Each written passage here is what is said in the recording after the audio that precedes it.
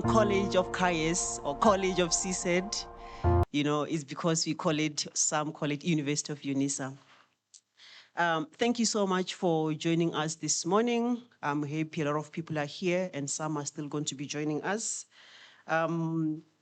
This is a very special day for the two colleges, College of Agriculture and Environmental Sciences and College of Science, Engineering and Technology. So we normally have this event every single year where we celebrate the great work that is done by our colleagues when it comes to teaching and learning. And this is the heartbeat of our university. The first mandate we have is to impart knowledge, is to teach our undergrad and postgraduate students, and to produce people who are going to take our country and the world forward. Before we proceed, can you please open your program? There are some changes that were made so that you are aware of. You can open your program, colleagues.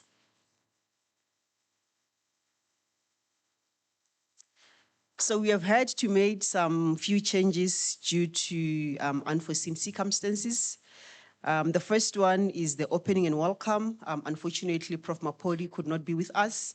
And Prof. Mapodi is the acting executive dean of the College of Agriculture and Environmental Sciences. And we are happy to have Prof. Ganta in our midst, who's going to be doing the opening and welcome. And Prof. Ganta is the acting deputy executive dean of the same College of Agriculture and Environmental Sciences. The second one is that we also have made some changes with regards to the executive dean of the College of Science, Engineering and Technology, Professor Mamba, who could not be with us as well today. But we are also excited that Professor Dube is here with us, so she will be doing the honors. Thank you so much, Prof. Also, in terms of certificate handout, we are not here with Professor Mapodi and Professor Mamba. These are the executive deans for the both colleges, but there are some changes that were made there. Professor Rapo and Professor Van Staden will do the honors. Thank you so much.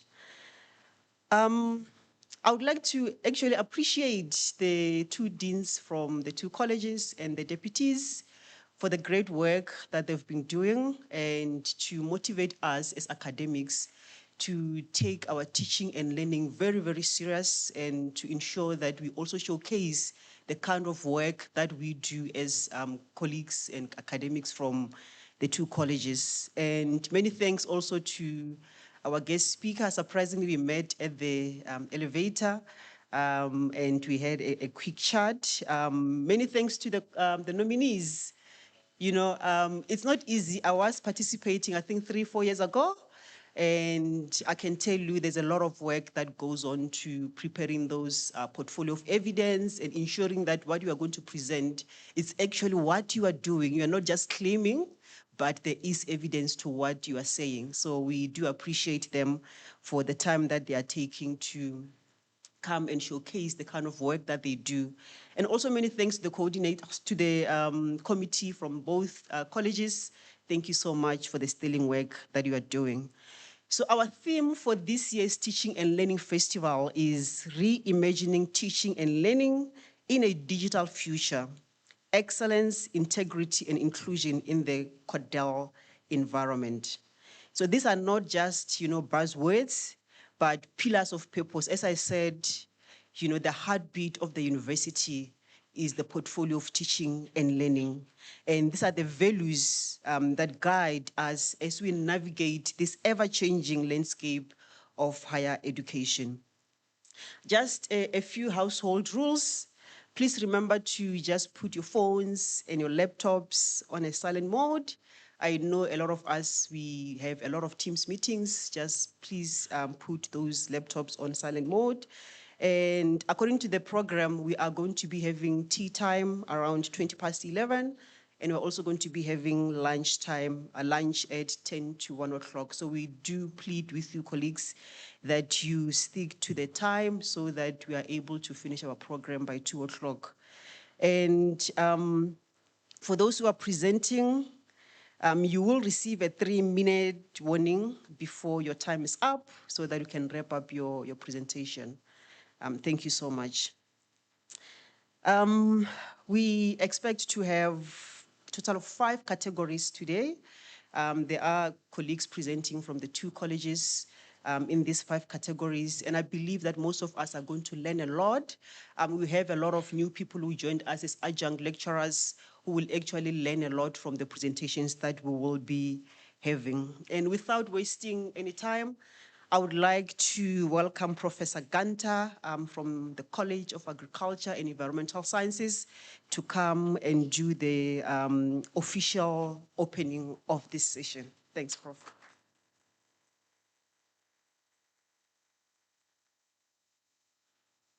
Good morning, everyone. What a great occasion to be at. It's AI excellence is very easy to achieve when you take your essay question and throw it into AI. I don't know if you saw, there was a recent article, some professor in the US gave his students a question and then they all put it in AI and the class average was 80%. And then he had all those same students come into class to handwrite assignment 2 and the pass rate dropped to 40%. So he's saying, well, there's clearly a disconnect here. In fact, I think the 2 lowest marks of that handwritten assignment received the 2 highest marks of the take-home assignment. So there's definitely questions around excellence and AI. What does that look like in this world?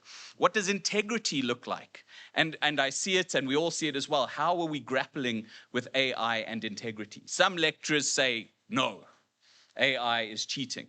Some lecturers say, it's fine. How do we change our teaching to integrate AI? Some institutions, as we know, are saying we don't check AI, not interested in it. Other institutions are saying we're going to carry on using TII and your percentage of AI is going to have a weight. And no one has the answer at this point. No one knows. From Harvard and MIT to UNISA to universities around the world, no one knows what integrity really looks like in this very fast changing world. And for those of us, and I'll acknowledge it, I use AI. When I'm reading other people's work, I'm sure we've all been there, I can see this was written by AI, not this, but that, rather than, these are common traits. So is that okay? What does that integrity look like? And inclusion, finally, within this world of AI. What does inclusion look like? How do we make sure that everyone has access to the technologies? Because, yes, sitting in urban Johannesburg with great internets, our students can use AI. But are those same students sitting in a rural setting on their phone with limited data, are they able to use AI?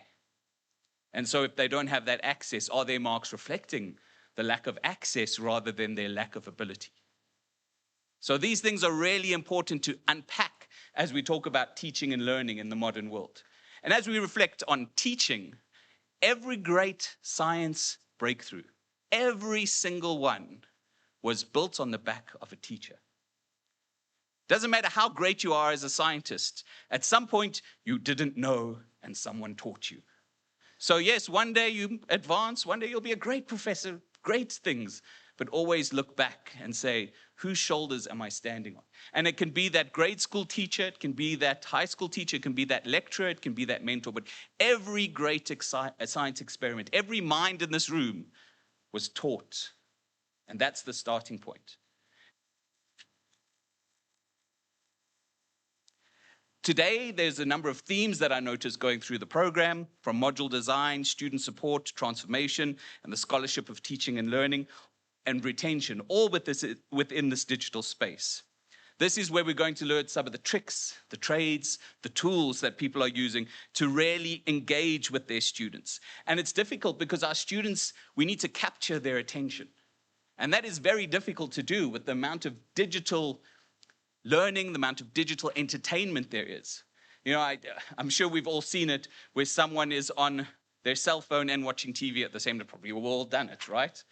So if we can't be captured, our entertainment is so divided. How do we get students to engage with often difficult concepts, difficult things when it's very easier to go on TikTok? And how do we make sure that they're getting the right information as well? You get all these different people giving you all sorts of information. The easiest to see is health. You can go watch someone tell you you should eat more of this, you should drink less of that. Is that the right information? What are your students checking out on TikTok about your subject? And is the person telling them about your subject telling them the right thing? Are you capturing their imaginations? Are you capturing their attention? And I can tell you the people presenting today are doing that. So it's important for us all to sit and learn from those people, because there are multiple ways to lose our students. There are multiple ways for them to be distracted from what's going on and just get the bare minimum and have AI to support their lack of knowledge and they pass. But we're not just in this to get students to pass. We're in this to get students to learn. And that's so important. Acquiring knowledge. The world has changed so much. I mean, notice that when my first few years of varsity, you go into that deep archive downstairs. I'm sure many of you that are older remember, and you'd go find all the journals of that particular journal you're looking for from long ago. You'd go and photocopy it and take it home. And the lecturer was the owner of knowledge. They would stand and tell you what you needed to know. That has fundamentally changed. There is so much knowledge out there, our trees that hate their job. You know, when you're an academic, it's very easy to have a rewarding career, because you think of the thousands of students whose lives you've touched, the thousands of differences you've made, sometimes just by teaching, sometimes by adding a little bit extra, sometimes by doing something special.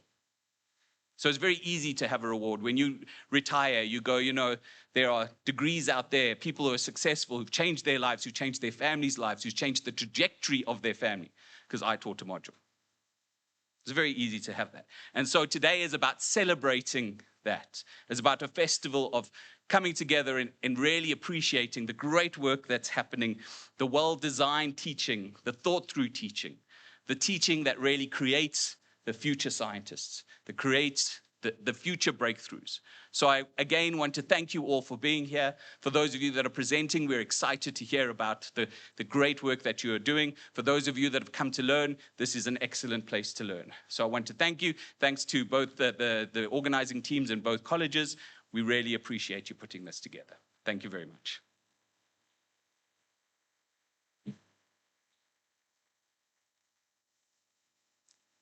Thank you so much, Prof, for those inspiring words of welcome. Colleagues, we can do it again. Let's just appreciate him once more. Indeed, Prof, we have become detectives nowadays. I don't think Madlanga has anything on us.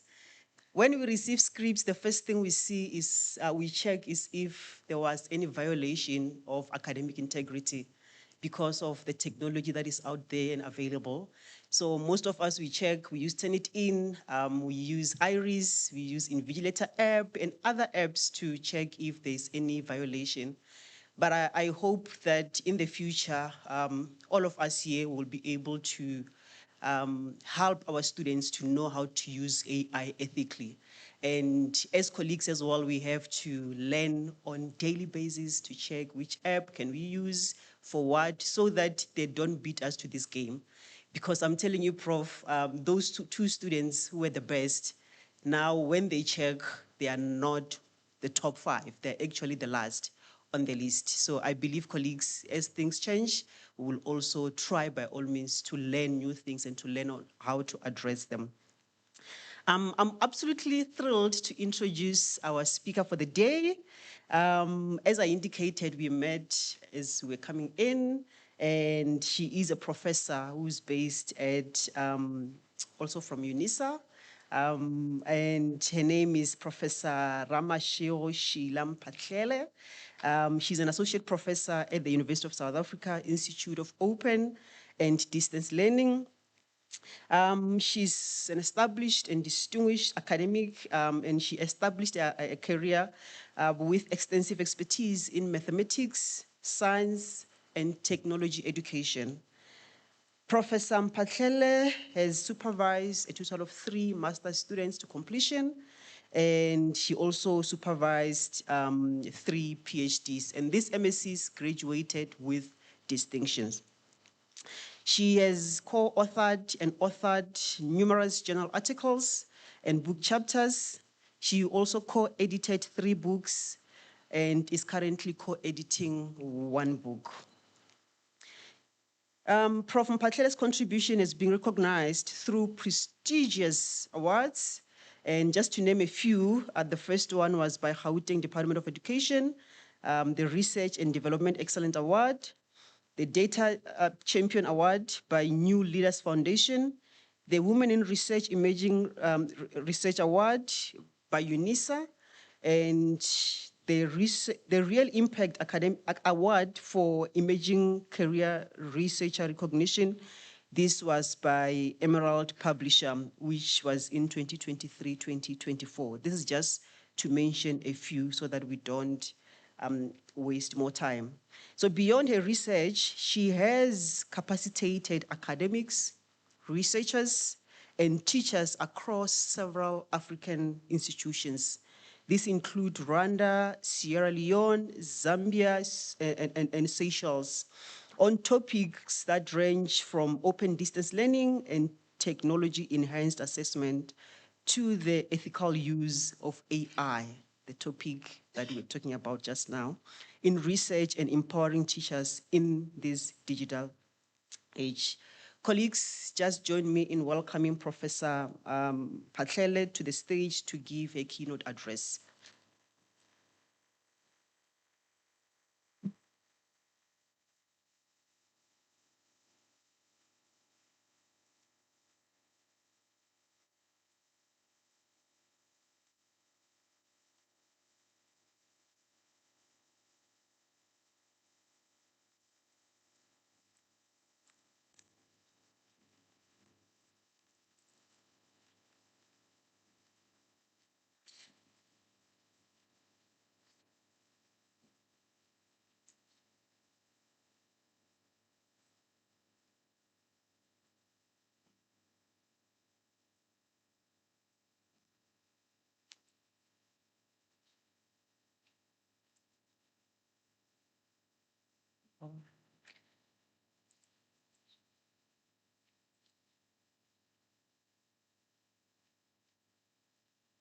Good morning, colleagues. How is your morning? I don't hear the voices sounding good as they should. As I have been introduced, I'm Sheila. I was born in Limpopo. Now I'm going to say the language others won't understand. And please explain to the person next to you if you are able to understand. Kitlile Mahweng.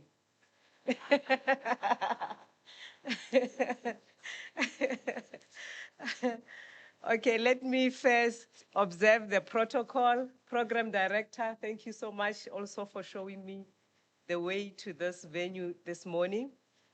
And I want to acknowledge the college, the 2 colleges management, the executive deans in absentia, and also some other guests that are invited. I've seen one of my friends, it's an adjudicator.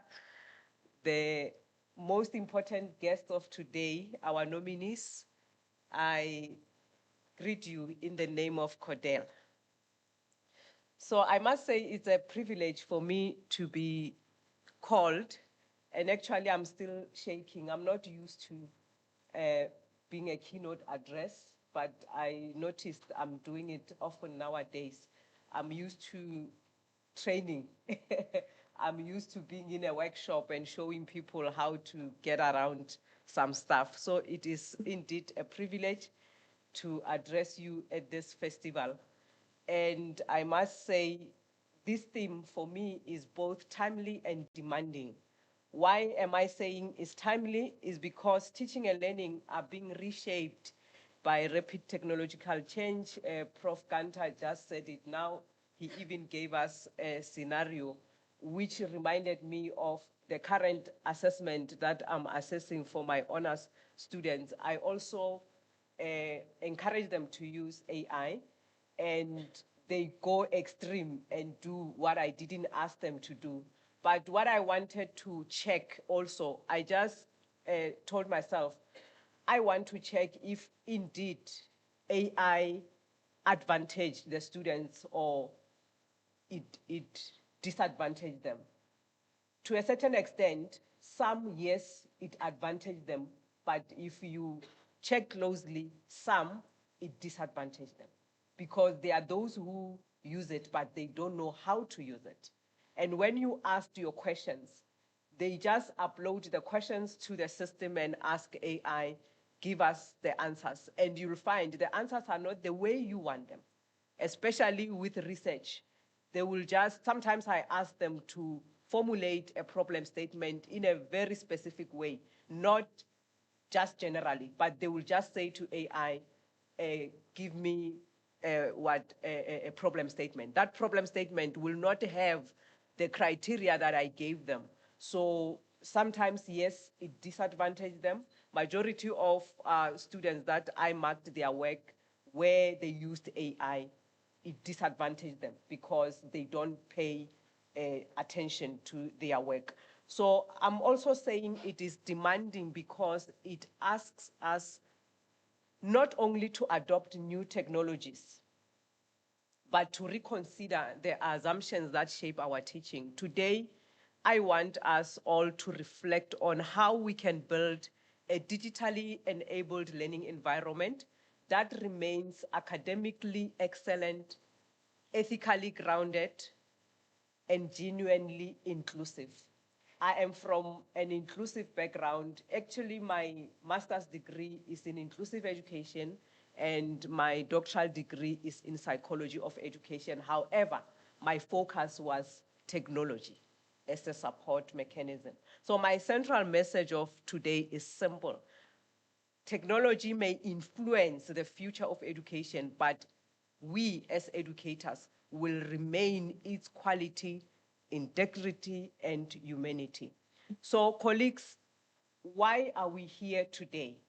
For me, this festival is more than a celebration of, it's more than a celebration. It's an innovative teaching activity. It is an opportunity for us to reflect on our collective responsibility as educators.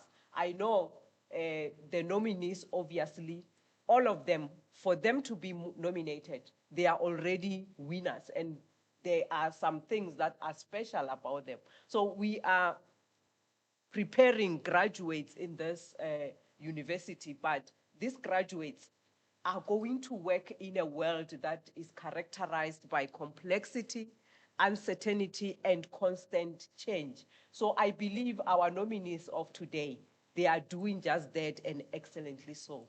So because our graduates will be expected to contribute to food security, climate resilience, renewable energy, sustainable development, technological innovation, and as you are the science people, I believe already you are producing those graduates that are going to have their own AI tools or even apps that supersede the ones that we are having. So we also need people that are going to be working in the public health and the being environmental stewardships. So I believe our nominees are capable of producing such graduates. So these are not just abstract challenges that I just mentioned, because they affect our communities, they affect our institutions and economies and the future generations. Sometimes we don't even know what it is, especially in the deep rural areas. They hear about it, but they can't recognize it when they see it. And some of them, for them to even submit assessments, they have to travel long distance to go to the regional office so that they can upload their assessment. And sometimes we even get surprised if we do upload videos, we do our support workshops. Such students, they don't even get a chance to attend because network is so bad. I come from Limpopo, the area where I come from. When I'm home, I get frustrated. I cannot connect, irrespective of me having data bundles. So in my phone, there are 3 SIM cards. I've got Vodacom, I've got Telcom, I've got, because at home I have to change the networks to see which one is getting a signal today. So you can think of students who stay there full-time. It's frustrating for them. So I am saying, yes, we acknowledge the changes. And if the world has changed, our teaching must change, but let's not forget that we cannot move all at the same time, at the same levels. So this change should not be only driven by technology. Let's not be fixated to technology only. We should always ask whether our teaching practices are preparing students to think critically, to act ethically, to solve authentic problems and contribute meaningfully to the society. Are we even thinking of technology that can assist those students I just mentioned in the rural areas? Some of them, they are working, they commute, public transport. The times which we hold our support workshops, they should be in taxis. And that student was explaining that she has to put the earphones to listen to the support workshop. She can't even participate. When we say open your microphones and maybe ask questions, such student cannot ask questions. And again, we have other community members in the taxi that will be watching or looking at her thinking, this one thinks she's better than us. Because you get in a taxi, you put in the earphones, you don't even want to listen to us. When we say to you, tell the driver I'm getting off there, you are putting your earphones, you are focusing on the lecturer that is teaching you. So even the elders will say, children of today, they don't understand this one is actually learning. It's not just listening to music. We are living through a period of significant transformation, yes, and the fourth industrial revolution and the emerging fifth industrial revolution are reshaping almost every profession represented in this room. I want to acknowledge that in agriculture, I believe you are becoming precision agriculture and you are becoming the farmers and agricultural scientists. Increasingly, you are using sensors, I do believe. You are now using drones, you are using satellite data. You are also using artificial intelligence. And you should not be ashamed because this is the tool that is going to make our life easier. And I'm sure already we have our predictive analytics in your field. And with the engineering, I believe you are now becoming intelligent engineering and you are using simulations, automation, robotics, digital twins, and data-driven designs that are transforming these professional practices. But think of that student who is in deep Limpopo and that who is in Lusikisiki or in deep Eastern UKZN. Not UKZN, KZN. So environmental science, I know, is increasingly informed by big data, your GIS, your remote sensing, your climate modeling, and also in computer science, I believe you no longer confined to one discipline. You are now transforming the agriculture, the health education, the engineering business, the public administration, and the sciences. So I also believe that artificial intelligence is becoming embedded in your scientific discovery. Because I'm also one of the members of the AI task team at the university. We are hoping that the two colleges that are in here are our answer to most of the questions that we are having. And it's good that the policy has just got a thumbs up from the Senate. Maybe after interrogating it once more, we believe to see some inputs from your college because we believe you know better than us.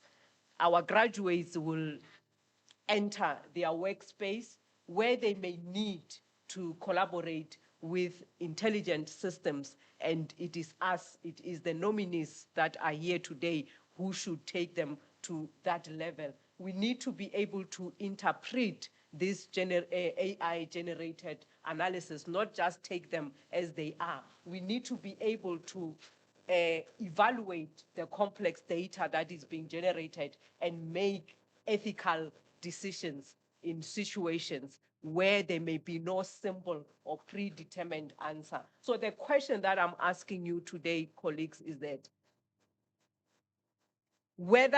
so if it is already happening, the most important question I'm asking is higher education transforming at the same pace? Do we see our department having a capacity to support us in this pace that the transformation is moving at?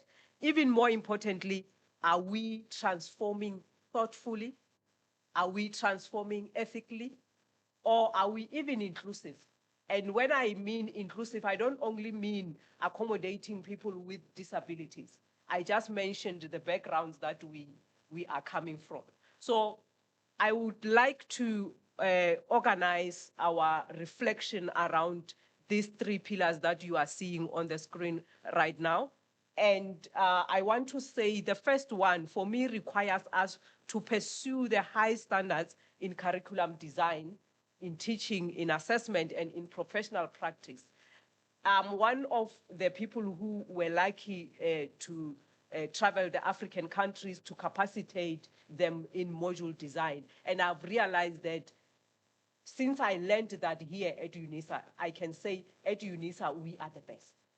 Out there, especially when people want to pivot to the open distance and e-learning, is really something that they are struggling with. So with the second pillar, colleagues, I'm looking at the fact that in an age of AI, we have unrestricted access to information, unlike in the apartheid era. And these digital tools are rapidly evolving. That's why sometimes when I offer trainings, when people say, can you create a manual? I become very frustrated because the manual I can set up today, tomorrow it might be outdated. Because if in the manual I said, when you click here, this is what will come out. Tomorrow when you click there, is something else coming up. So it's very much difficult. So we must model ethical leadership most importantly, and help our students understand not only what technology allows them to do, but also what they should do. So the third pillar, for me, it says, when we ensure that every student, regardless of their background, location, language, disability, or even their socio-economic circumstances or prior educational experience, they have genuine opportunity to participate and succeed. So these pillars for me are interconnected, and because excellence without integrity can damage public trust. Imagine someone who's very excellent, who we expect to show us some things, but if that person is arrogant, what are we gonna get out of that person? So integrity also without inclusion may preserve standards while excluding those who really need the support. So inclusion without quality may provide access without creating meaningful opportunity.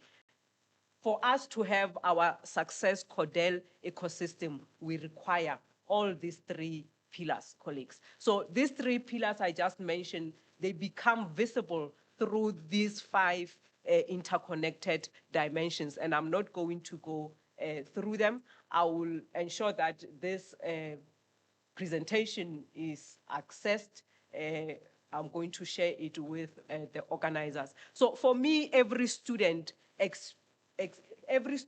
experience begins long before you as a lecturer opens your synchronous session, or before you even post an announcement in your my modules. It begins when you design your module.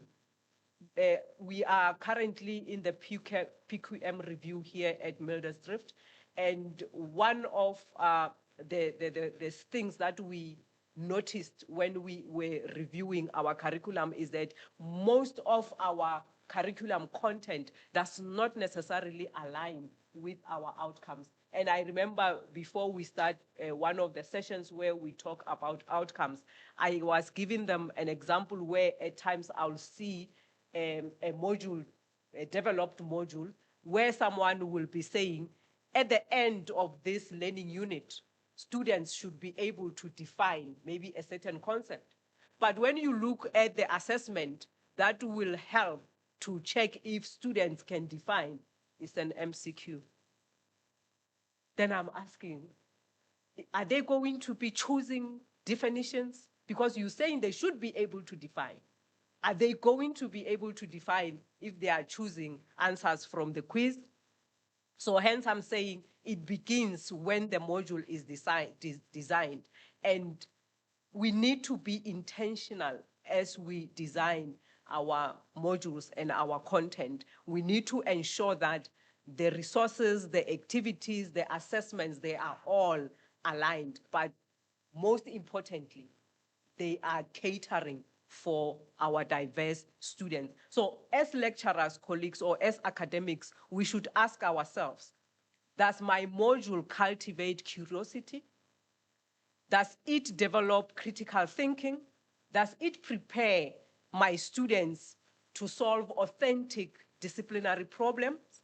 Or does it encourage collaboration? Or do we just expect our students to work in silos in their homes, because majority of them, they are just at home while others are working? Does it allow them to apply knowledge rather than simply reproducing the information we give? And sometimes when I'm listening to some of us colleagues talking, especially about how students are using AI, I tend to ask myself, how do we set our questions? Are we setting our questions to allow students to just go and source the answers from AI? So in the digital age, colleagues, the module design must move beyond organizing content. We need to now move away from making our modules to become digital storage space for readings, for slides, for assignment instructions.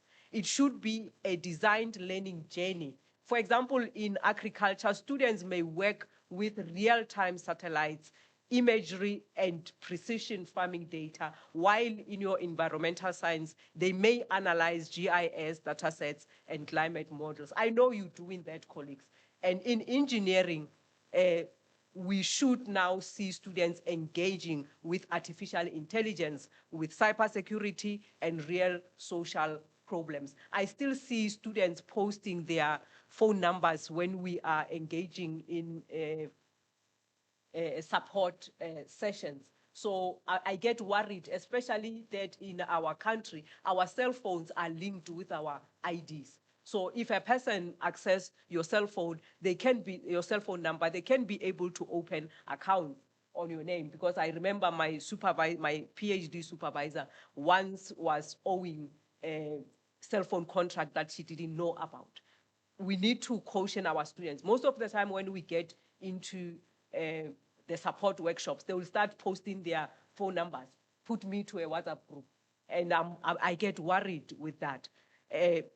So technology should enrich learning rather than merely digitizing traditional teaching, because most of us, we upload printed study guides onto our online platform. So for me, that does not necessarily create digital pedagogy. The real question is whether technology enables students to investigate, collaborate, create, test, reflect, and solve problems in a way that strengthens learning. You know, I enjoy one of my classes of honors, wherein after most of the time I design my assignment questions, I start discussing the questions with them. And one day they were even telling me, you know, you see this one, the way you have formulated it, we are going to all get it wrong because of the wording.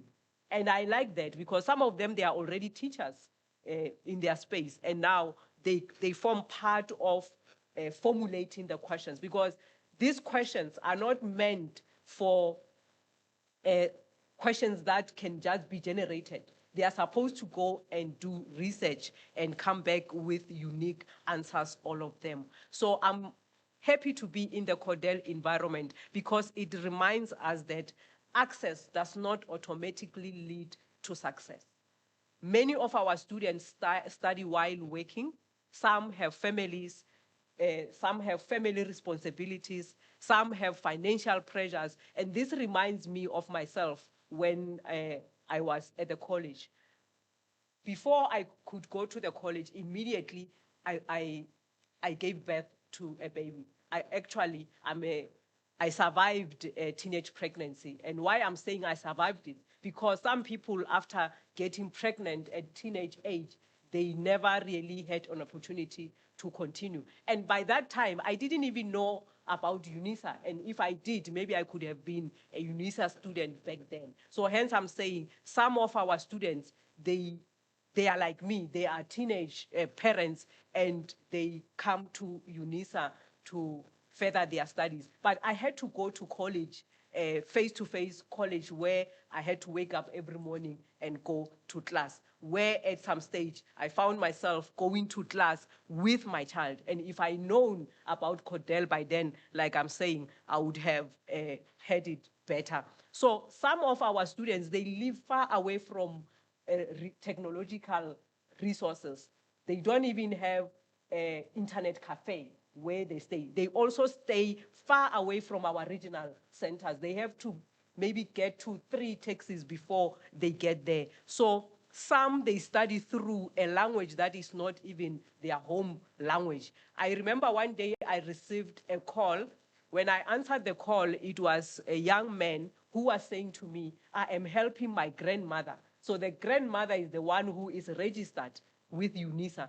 And a young man who is in secondary school is assisting the grandmother to access the content from my modules. So we need to also think of that. So some also may be the first in their families to enter the higher education space. So we therefore need to think of student support as part of teaching rather than as an additional service. So for me, student support include creating a sense of belonging. Students should feel they belong in this institution.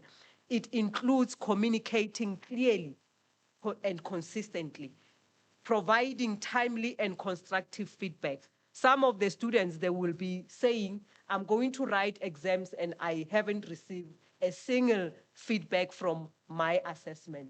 And majority of us, I know, we love this tick and crosses kind of marking.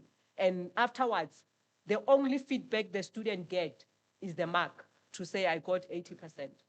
And there's no any other feedback. I know it's not all of us that are doing that, but some of us are doing that. So constructive feedback is crucial for our students, because we are preparing them. When they leave this space, they are going to work, unlike students in the secondary school who are still going to come into another institution of higher learning.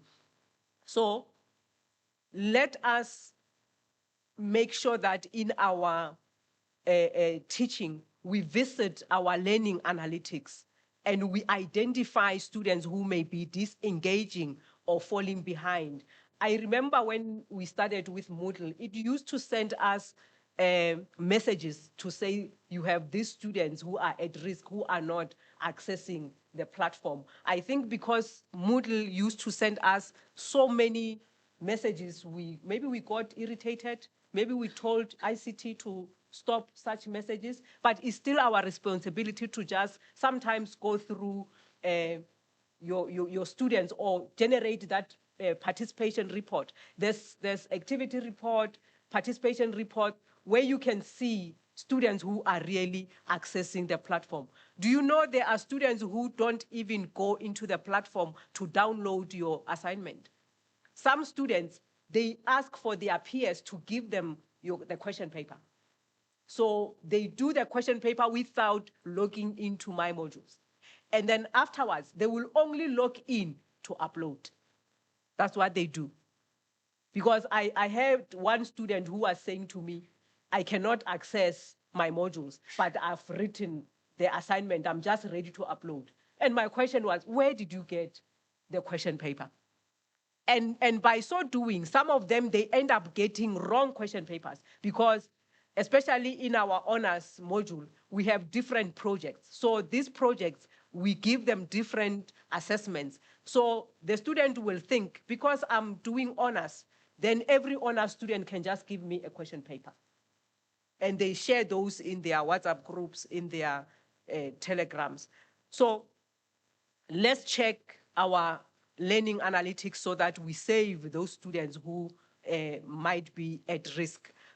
Again, colleagues, let's make learning accessible for students with disabilities. I know some of us, we like pictures, we like a lot of multimedia, nice, beautiful colors, but that sometimes exclude students with disabilities. I'm not saying let's not be creative, but as you do, check always if that is accessible. Moodle is a very good platform that you can check if your content is still accessible. It also includes recognizing that students' well-being affect academic performance. Some of our students, sometimes they get sick, but some of them, they will just use sickness as an excuse, but let's not generalize them. So why I'm saying all this is to remind us that student support is not the responsibility of one office or one department. Every message, assessment instruction, feedback comment, online interaction, it has got something that it communicates to the students. And students should not have to navigate a fragmented institution in order to succeed. We need a supportive CODeL environment that is one which academic, administrative, technological, and emotional support work together. So colleagues, transformation is often misunderstood as introduction of new technology. For me, true transformation begins with a change in our mindset. It requires us to move from teaching towards learning, from learning or from a lecture-centered approaches towards student-centered approaches. And I know we tend to just say our work is student-centered, but are we considering most of the students that I just mentioned today? Most of our students, we give them content that will propel them to memorize. Let's move from that to problem solving, from isolated disciplines towards interdisciplinary collaboration, and from assessments of learning towards the assessment for learning. This does not mean that lecturers are no longer important. It means that our role becomes even more important. We need to move from being primarily transmitters of information to becoming designers of learning, facilitators of inquiry, providers of feedback. We need to see ourselves as mentors of our students and, most importantly, guiding them ethically. Yes, artificial intelligence provides a powerful example, because our challenge is no longer simply to prevent students from using AI. We need to encourage them to use AI. However, our responsibility is to teach them how to use it critically, ethically, transparently, and responsibly. And colleagues, it's very simple to channel our students into using AI ethically. I know some of us, we sing this song to our students every day. Use it ethically. Are we showing them? Are we showing them? Students should understand that AI-generated responses may contain bias, inaccuracies, fabricated information, or shallow reasoning. And I just tested this this weekend, because I'm using, usually I pay licenses for the tools that I use. So my license was expired, so I didn't renew. And then I just told myself, let me just use this without a license and see, because I used it without license back in 2022, I believe. Then I used this generative tool without license. What I got out, I was shocked. I even uploaded something with a picture and I said, analyze this picture for me. It said to me, there's no picture here. So now I realize why people always say AI is not truthful, is misleading, only when you use the one that does not have a license. It's full of that. So, and sometimes I tell people with AI or with any AI tool, you need to take it as if you are entering into a marriage. Before you buy license, you do what? You explore it. You want to know it better. Just like when you are dating someone, isn't it? So now, I just realized last weekend that now it was behaving like that girlfriend who says, before you marry me, I will do what you want me to do. You see, there are those girlfriends who will say, I won't wash for a boyfriend, I won't iron for him until he marries me. But how will I know that you'll do that before? Because I can marry you and you still don't do that. So they should know when AI use is acceptable, when it should be acknowledged, and when it undermines the purpose of an assessment. Integrity must evolve alongside innovation. We should not abandon academic standards because technology has changed. We should redesign our practices so that academic integrity remains meaningful in a change environment. So I'm wrapping up. I know I'm left with 2 minutes now. I think it's 2 minutes.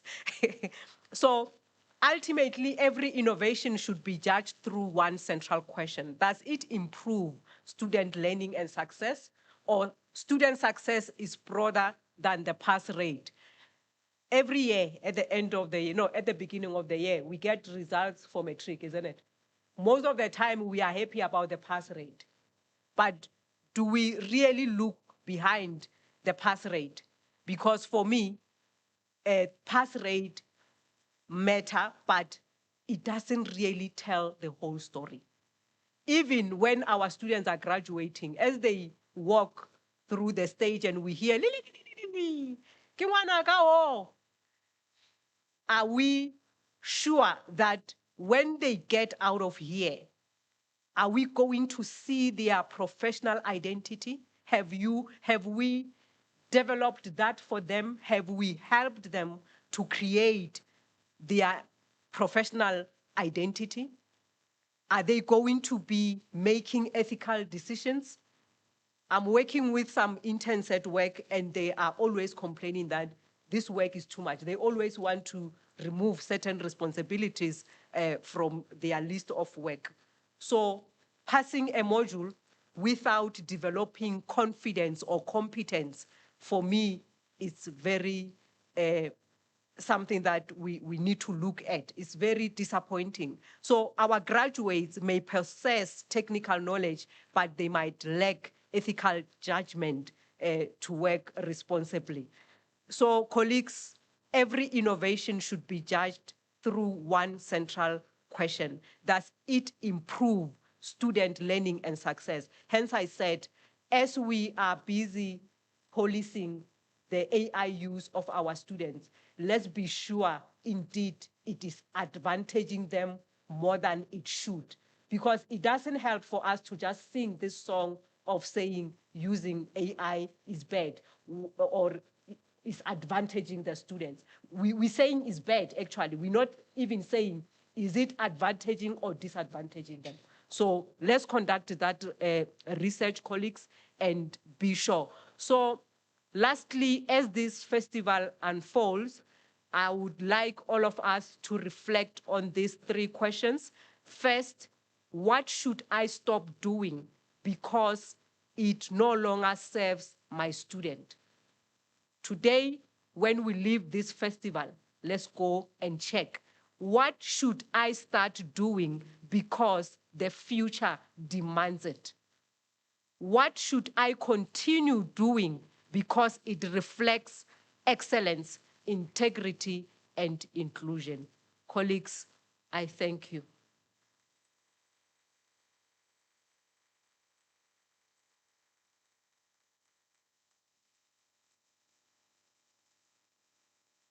Thank you so much, Prof, for this wonderful keynote address.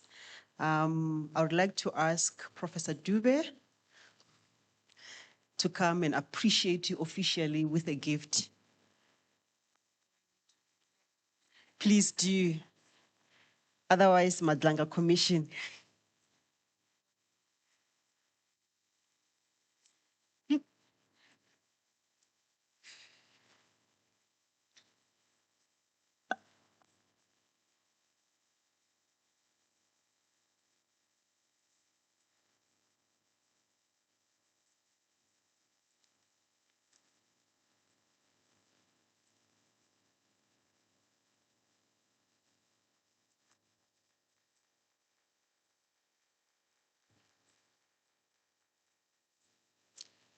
Thank you so much. Your insights on reimagining teaching and learning in the digital future really set the tone for today's presentations.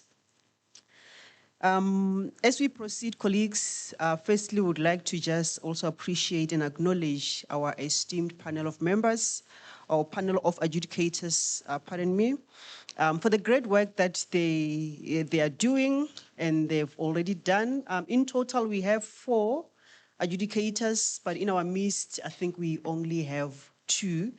And I will quickly go through their bio, very, very summarized, to avoid wasting time. And I will appreciate if they stand up when I call their names. The first one is Dr. Ingrid Murray, who is a professional development specialist in the Center for Professional Development. She is interested in leveraging technology for teaching, and her research interests include academics' understanding of academic integrity and students' understanding of academic integrity, and also cheating as well as academic development practice. Can we please give her a round of applause? Thank you so much. I know they've done a lot of work already. They went through the portfolio of evidence and they will still be adjudicating today's presentations. The second one is Dr. Ronnie Shibiti. Dr. Shibiti is acting as Deputy Director in the Directorate Curriculum Development and Transformation. I'm responsible for the College of Agriculture and Environmental Sciences here in this campus. His substantive position is Curriculum and Learning Development Specialist with academic and professional background in business management and human resource development. Doug holds PhD in management studies from this University of the Land, where he also earned his MCOM, BCom, and BCom degree. With over a decade experience in higher education, Dr. Shibiti has served in various academic roles, including senior lecturer in the Department of Business Management. His teaching portfolio spans modules such as strategic control, business management, and training and development. Let's just appreciate him, colleagues. Thank you so much for the time you took to adjudicate all the portfolios and the great work that you continue to do. But other adjudicators who could not be with us today in person, we also do appreciate them, Ms. Ndinisa and also Ali Kasiam. So we appreciate them, colleagues. Let's just clap hands for them. So we now begin with the very first category for today's session, which is module design. So this category celebrates innovation approaches to designing learning modules that engage students and enhance learning outcomes. Colleagues, it is my pleasure to welcome Ms. Mwanza from the College of Science and Engineering and Technology to come and give us a talk. Thank you so much. Let's give her a round of applause as we welcome her to the stage. Being nominated, it's a win already. So all the best.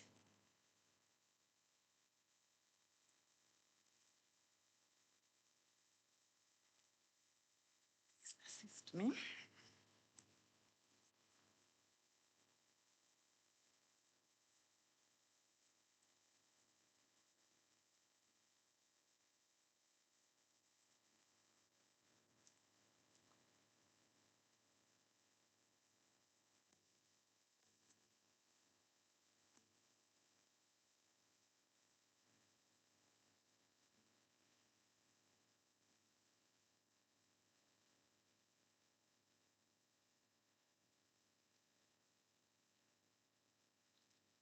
Good morning, everyone. My name is Yale Mwanza.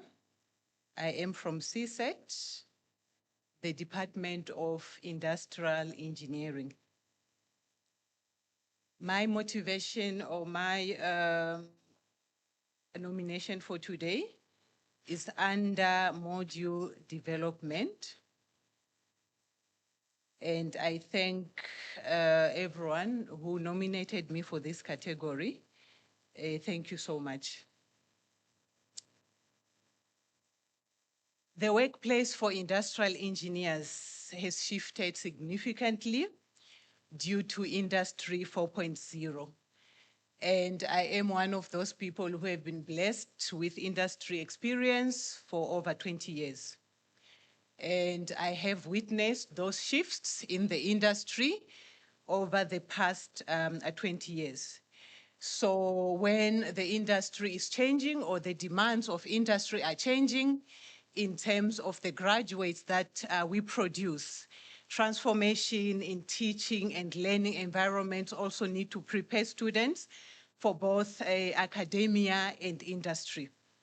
So the workforce out there requires continuous reskilling to meet technological competencies, like the usage of technology tools that educational modules must embed to address skill gaps as well as the demands of the future-ready workforce.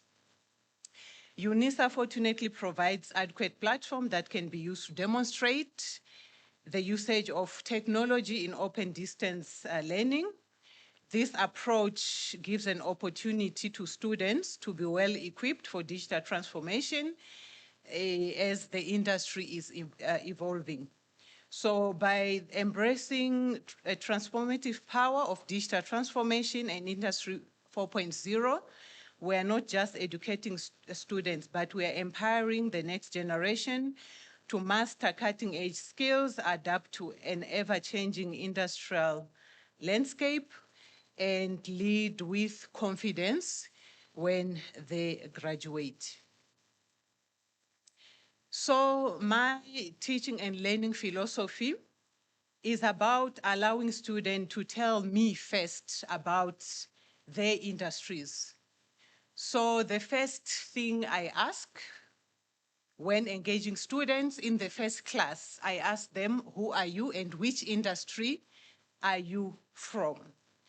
So I tailor-make teachings to fit in this, to meet my students where they are.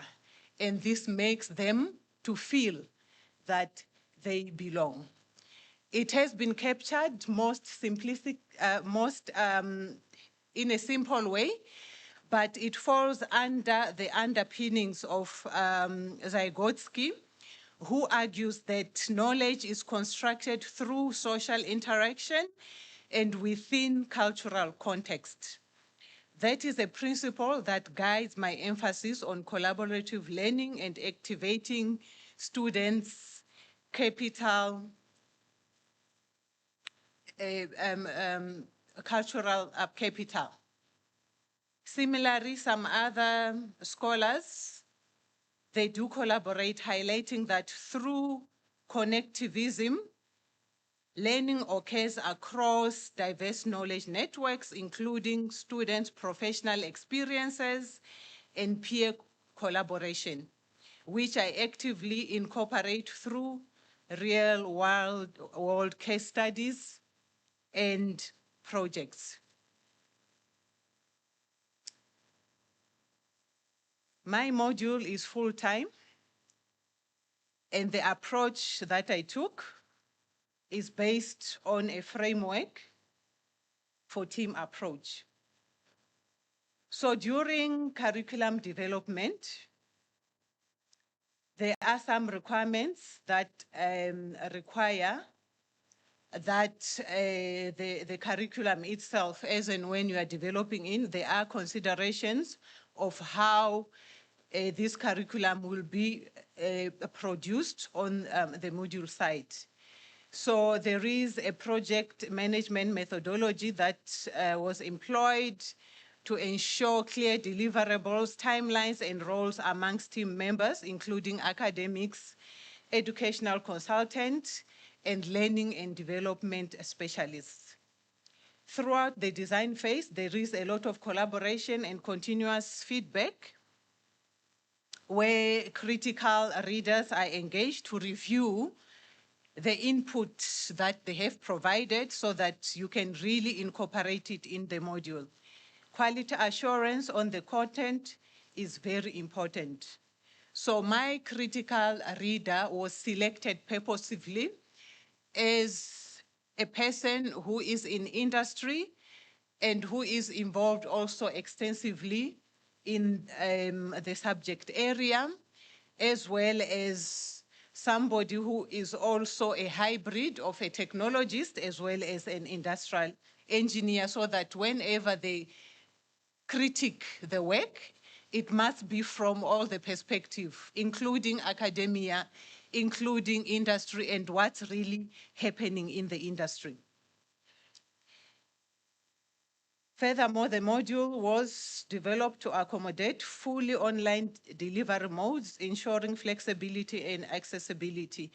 Integration of technology tools was carefully considered to enhance student engagement and communication. We have a Teams platform that is part of Microsoft 365.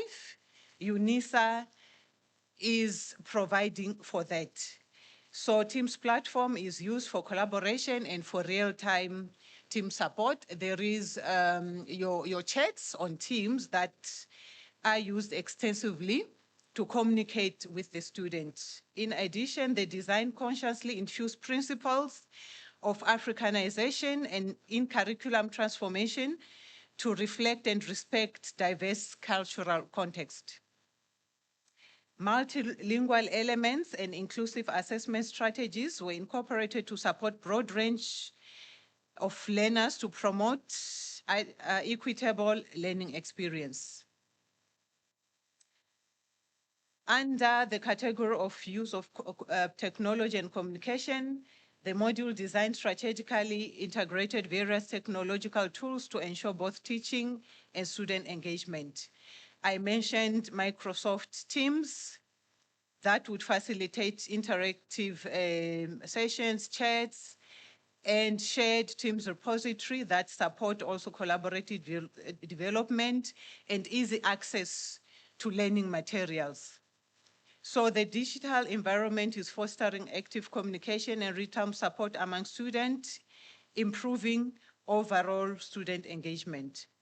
So we also know that at UNISA, we have catalytic niche areas like Industry 4.0, digital transformation use cases, and that was also incorporated in the module development to reflect the shifting international landscape where industrial engineering practices are evolving towards more specialized capabilities.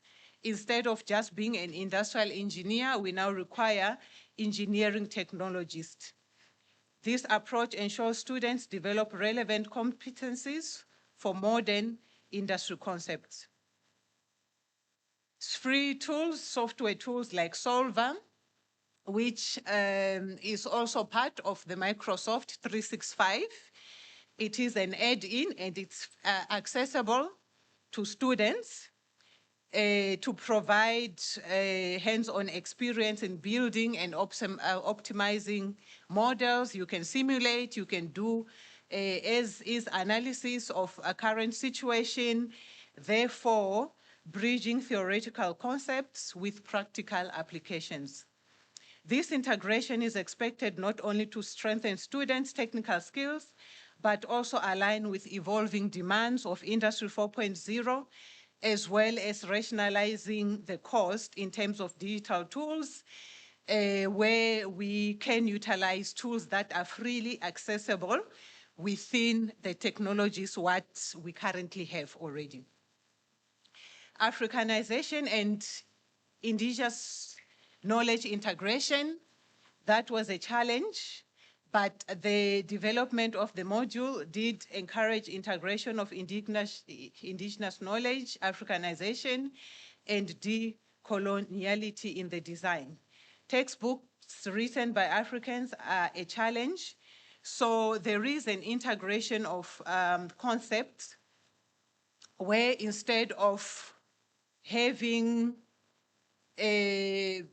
Ian as a farmer, we now have a Jane that is a farmer in some of the content that are being taught. So we are bringing in women into the discussions of the possibility that women are also part of the greater economical impact, especially in South Africa.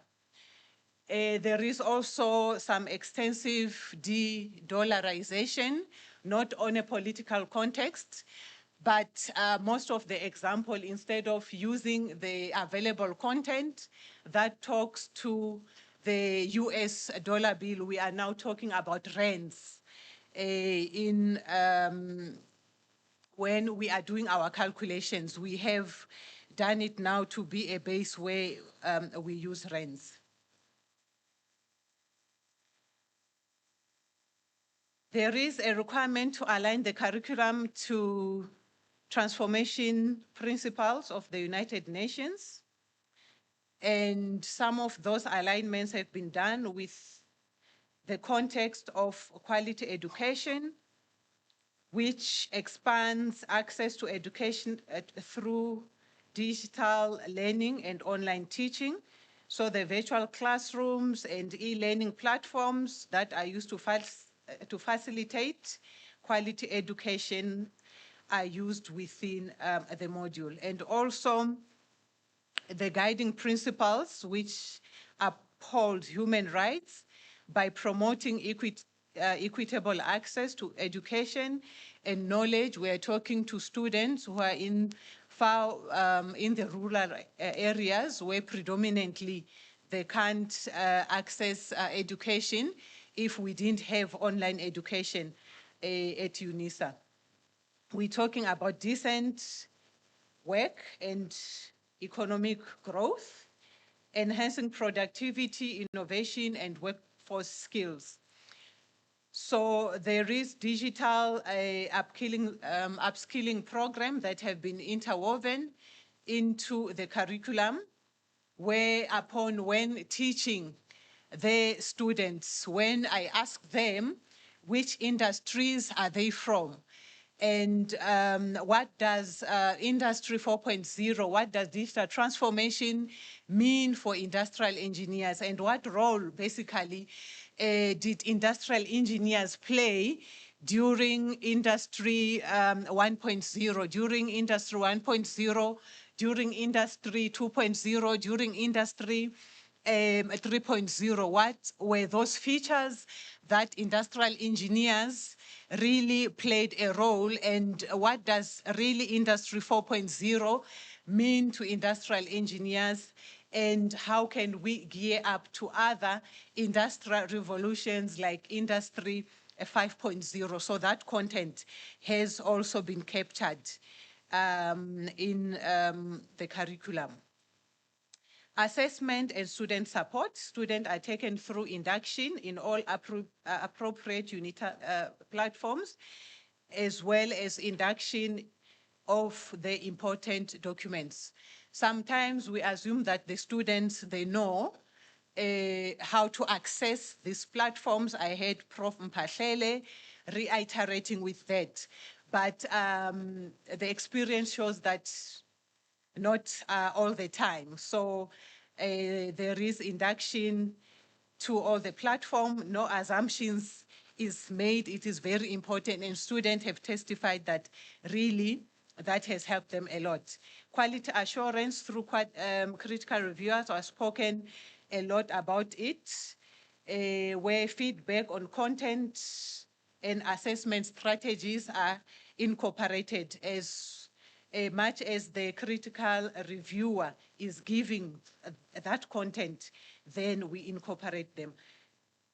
So there is support from educational consultants right from the beginning up to the end, up to the time when we prepare on my Moodle platform. There is the use of UNISA platforms and for blended learning, discussions forums on Teams platform, lecture recordings, and other sources like YouTube are given to the students, and there is the activation of announcement tools on the student platforms to timely update the student of any changes. Role of educational consultant, I've spoken about it already, really valuable from the beginning of the development to ensure that all the requirements are incorporated from all perspectives while constantly doing fit gap analysis. The support of adjunct academic also in the teaching to orientate students into the adjunct, into the teaching and learning, especially through online platforms. Thank you so much. That was my presentation.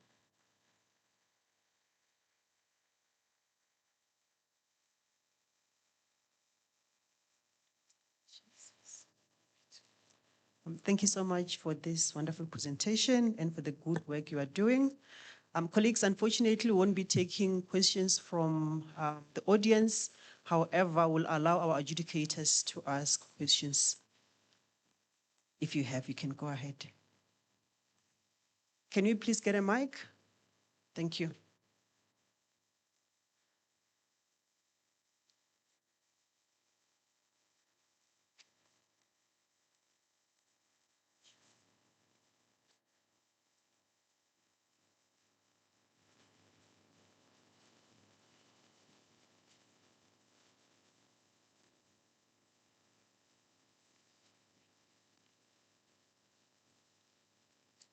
Morning, colleagues.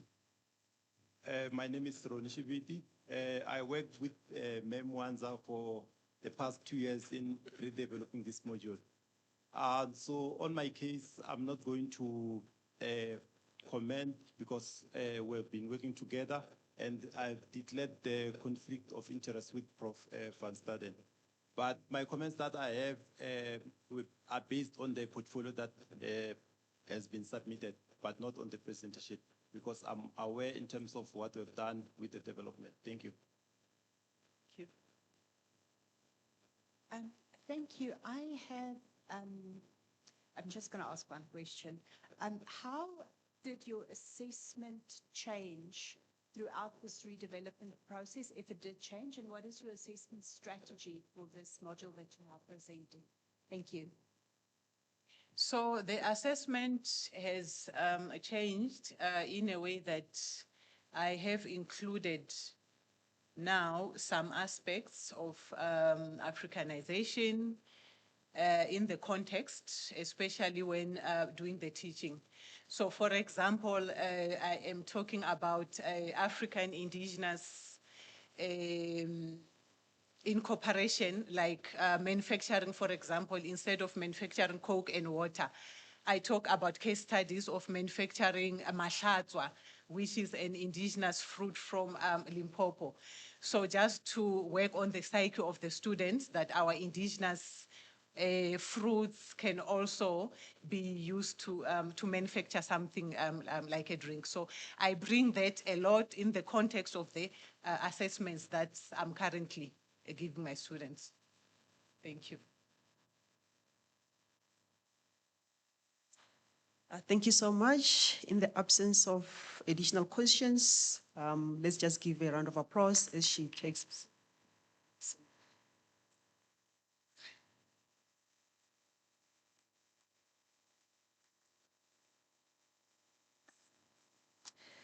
Thank you again, Ms. Mwanza.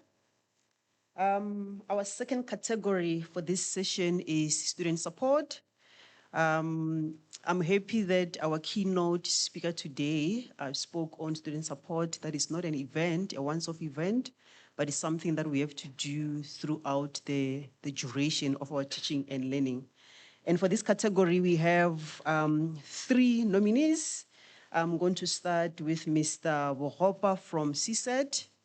Can you please join us on stage? Thanks.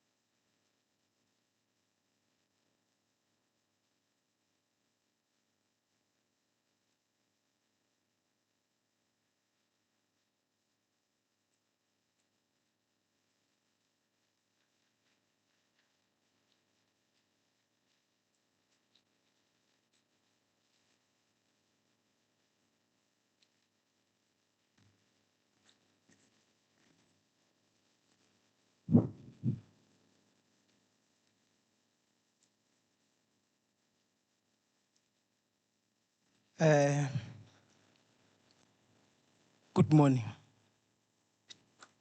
Program Director, Professor Malaji, our Executive Dean of CSET, on behalf of Prof. Mamba, Prof. Dube, also Executive Dean of CAES, on behalf of Prof. Patrolina, Prof. Kanda. I think I come from other department, other college, that's why I don't know them very well. And also keynote speaker, our keynote speaker, Professor Mpahlele, distinguished academics from both CSET and CAES, respected colleagues, ladies and gentlemen, good morning. My name is Ephraim Woropa. I'm a senior lecturer in the Department of Information System in School of Computing in CSET. It is an honor and a privilege to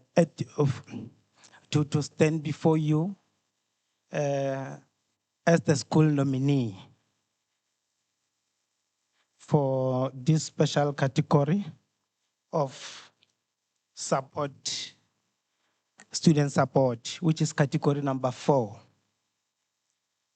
Over the next 20 minutes, I want to take you through who I am, my portfolio, philosophy that drives my teaching, and the concrete evidence of how I support the students across these 5 criteria of this category.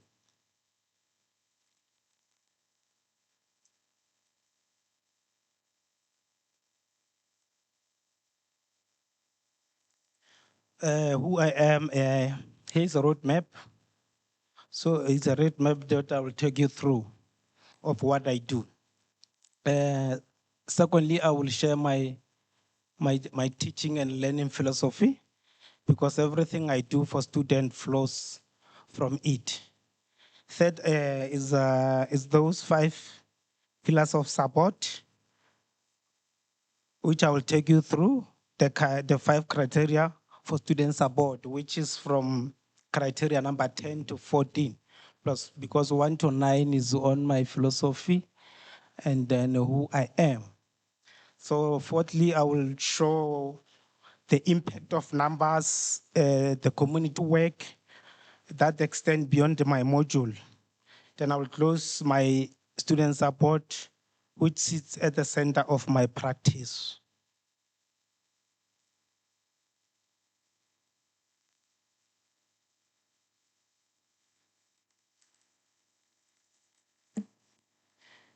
A little about my background in distance education. I'm a senior lecturer. I lead the module as listed there, database module and other first year module.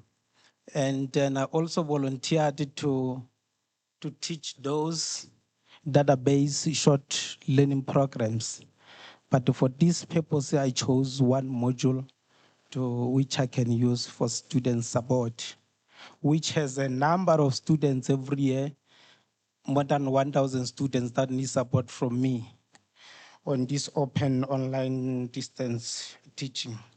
So I've been an academic at UNISA since 2013, teaching under graduate modules and the postgraduates. So next is my motivation, why this nomination matters to me. The university is well known for supporting students. Therefore, we must do good for this university by supporting its clients, its students, so that we can call it an African university in the service of humanity. Open distance e-learning policy was approved back on the 3rd of October 2008, and section 4.7 speaks about student support, which is a critical factor of teaching and learning research in open distance e-learning, which is also integrated into each learning program. What do you look for? When you look for university Catholic thinking, student support is at niche number 10. And for this nomination, let me also be honest that why I accepted this nomination. It was not my intention at the beginning, but the School of Computing Management forwarded my name, and to me that means I've demonstrated commitment in this special category. So our students are the people this university serves. So supporting them, we supporting them well is how we honor the institution itself. So I'm committed to students from every kind of background, as UNISA accept any student, all of them. So I'm prepared to invest my time and expertise to full capacity. And I see this nomination as more than personal recognition.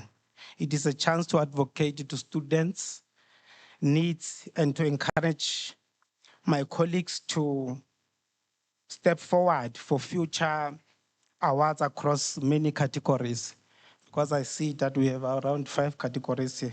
So that is the spirit in which I presented this portfolio. You can't support students if you can't support even your staff. So I do support my staff technically and generally. You can always come to me for help, as also I go to other colleagues like Marais can remember me. We were talking last night. I come back to them if I need help. So you can engage anyone that you feel free to. So if I can assist you, then I will refer you to the person who can assist you if I can. So you have to support your students first, but also support your staff. That is not accidental, it's a mandate of this academics and even the institution.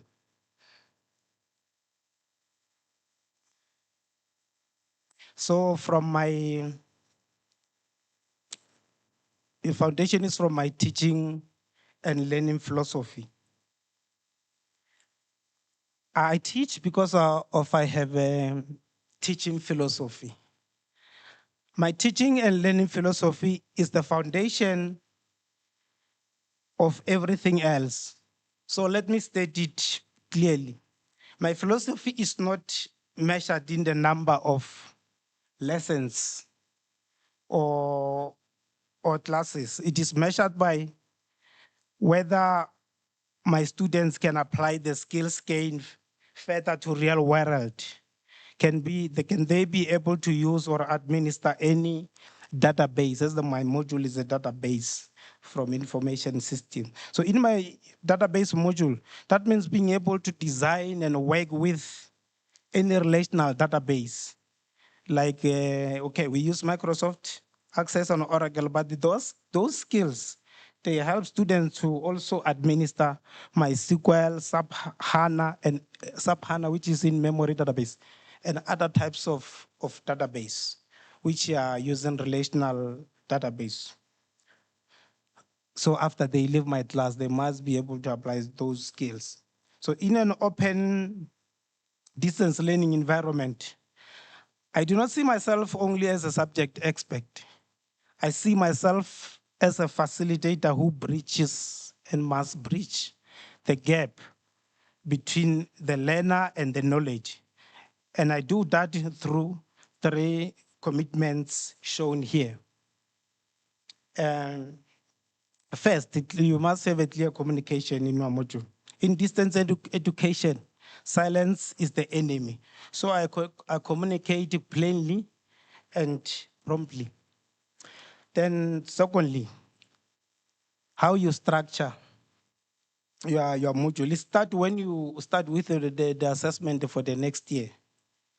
When you make your assessment plans, do you give students chance to cope with your assessments?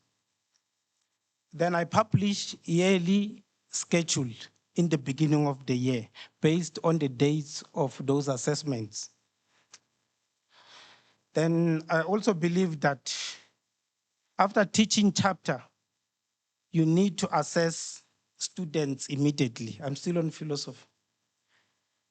That is the reason I teach a chapter and assess them within a short period. And I provide solid database foundation so that when the students continue with their studies, they have ability to develop a critical minds as also requirement. So thirdly, meaningful engagement.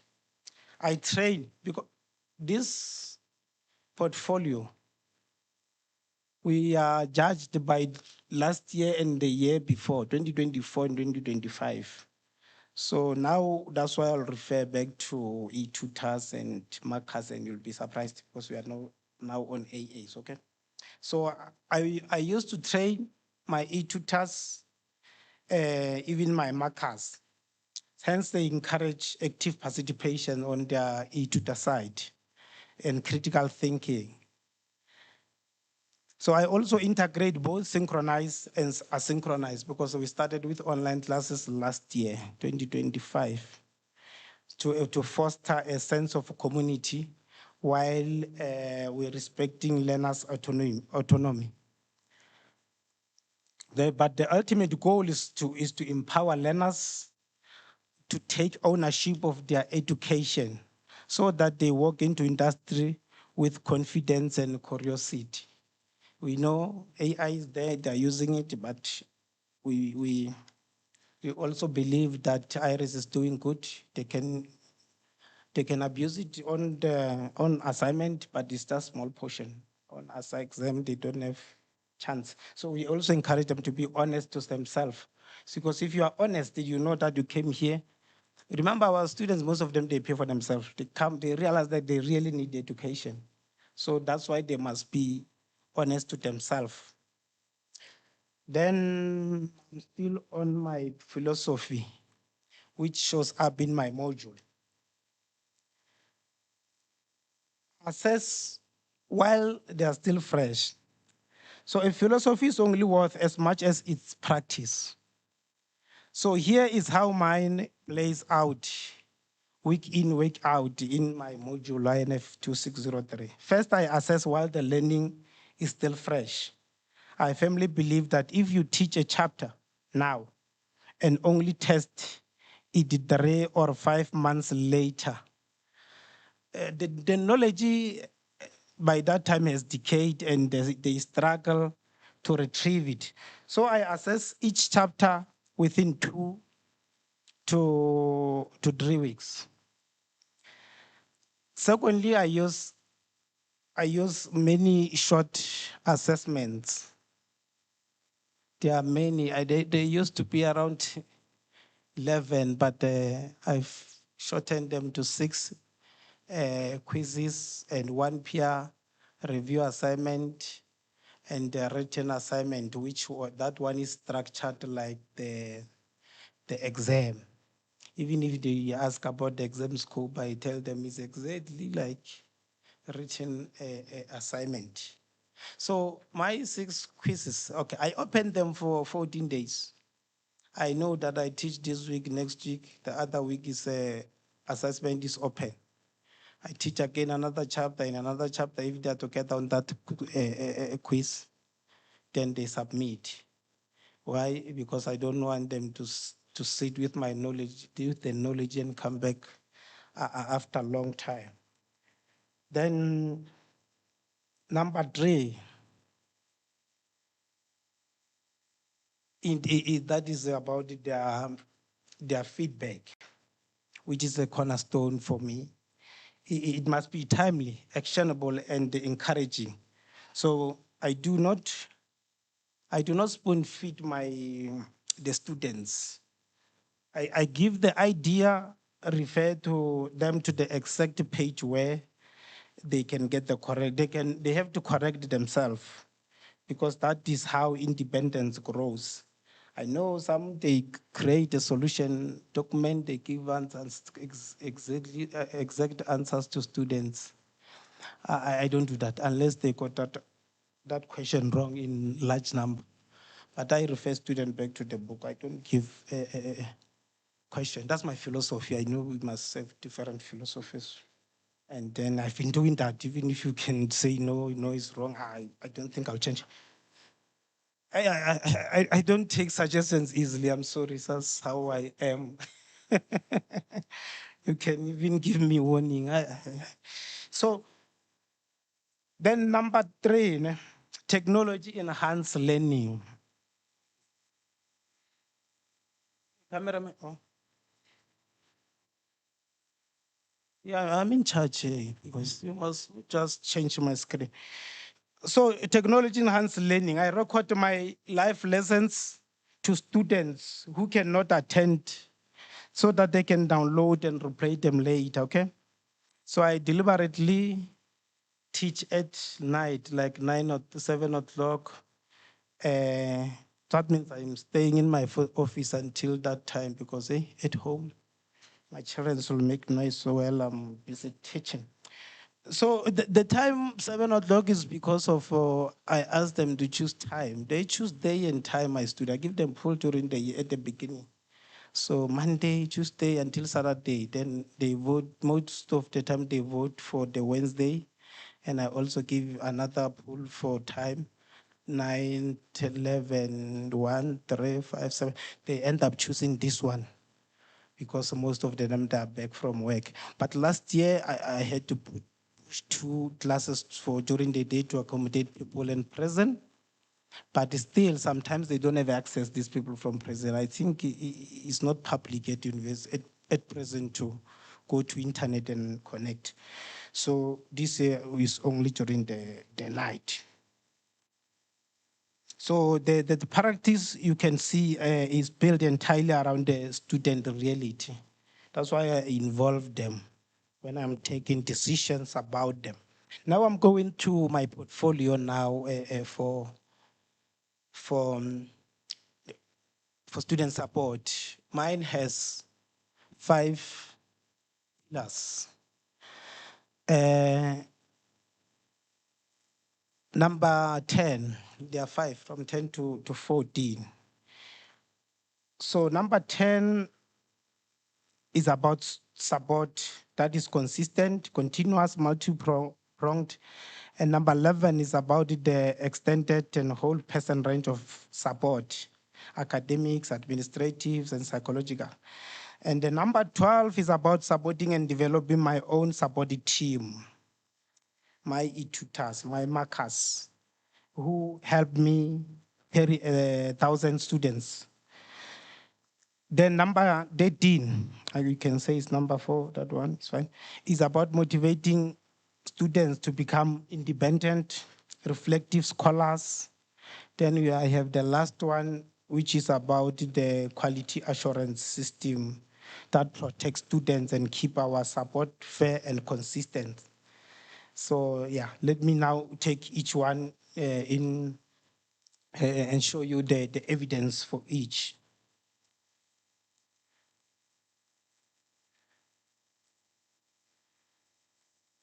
This is the first criteria for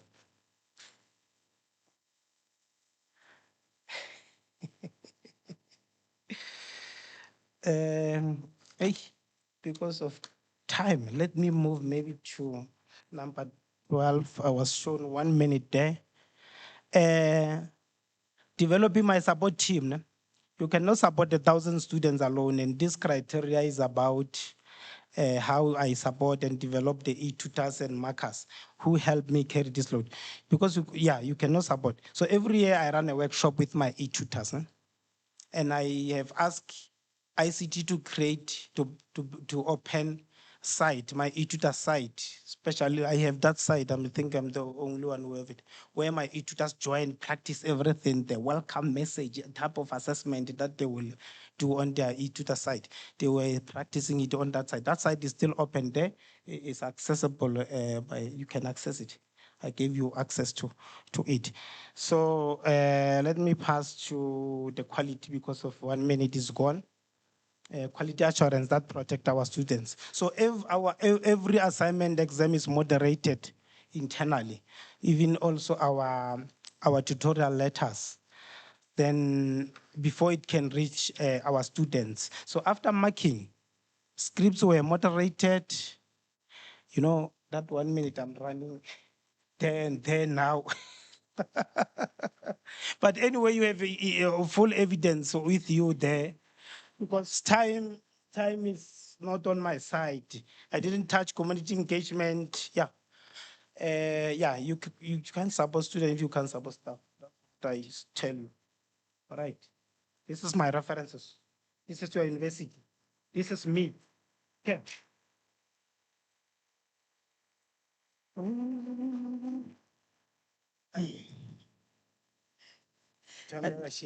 Show us 10 minutes. Thank you so much. Please don't go, Mr. Wohopa. To a certain extent, I understand why the school director had to nominate him without his consent from the comments that he was making. But also remember, they're not listening. Eh? Their own performance is dependent on ours. That is why. Yeah, that's another thing. But colleagues, let's just give him a round of applause. I'll allow our adjudicators to ask questions, if any. Can you please provide the mic?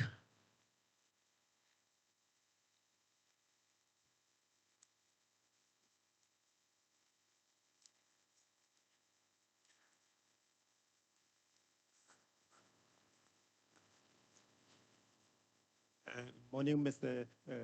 Bokopa.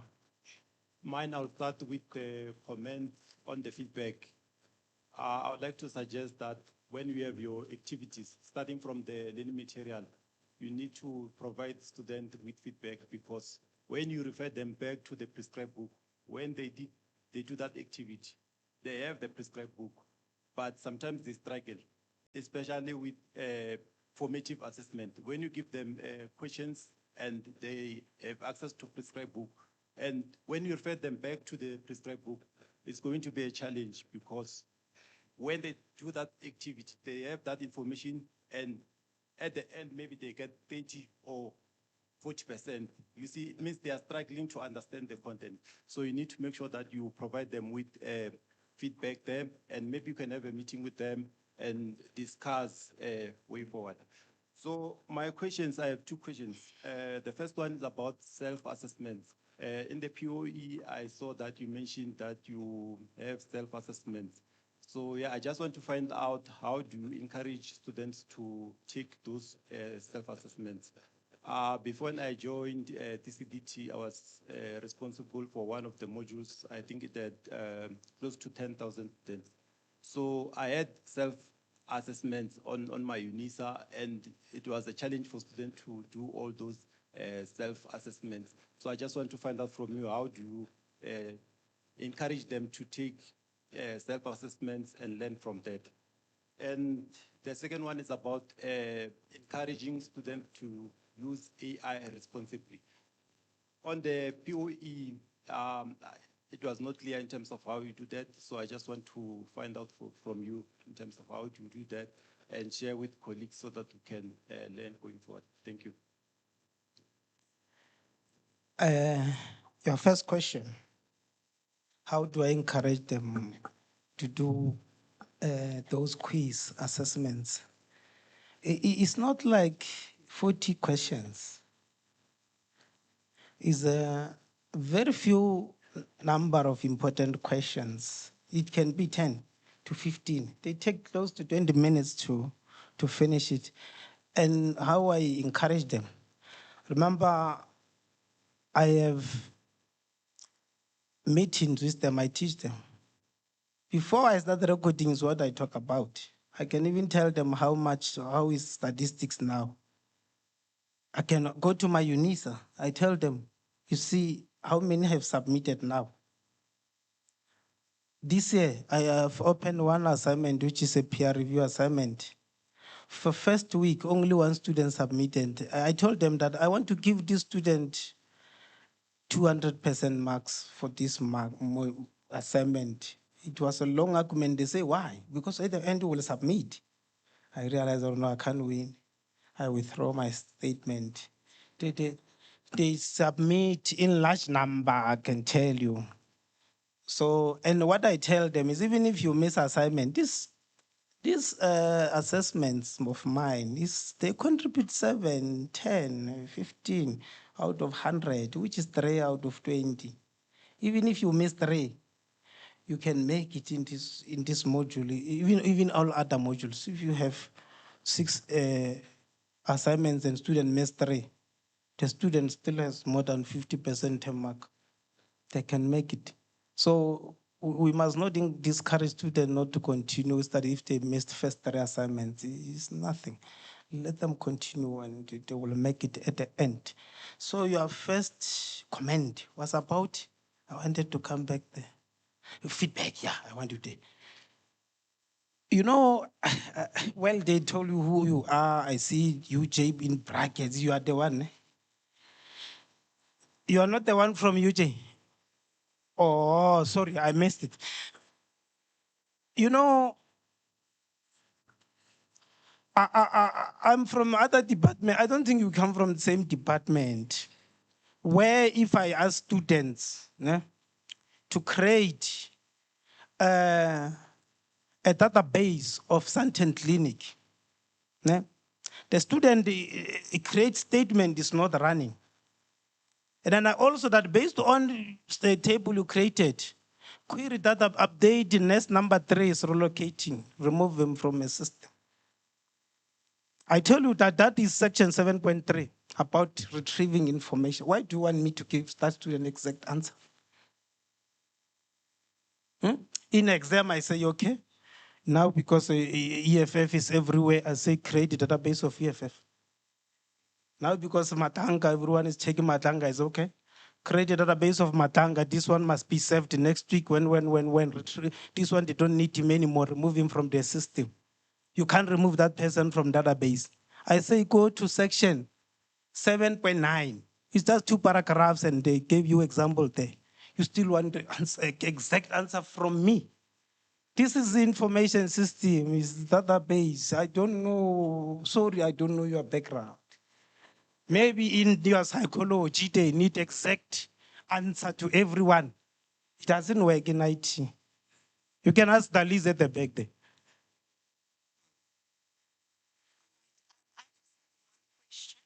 And that is, how do you involve other student support departments in the university in supporting your students? Thank you. How do I involve who?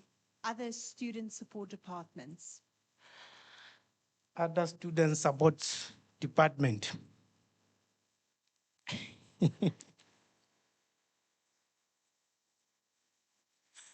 They won't contribute marks to those students even if I involve them.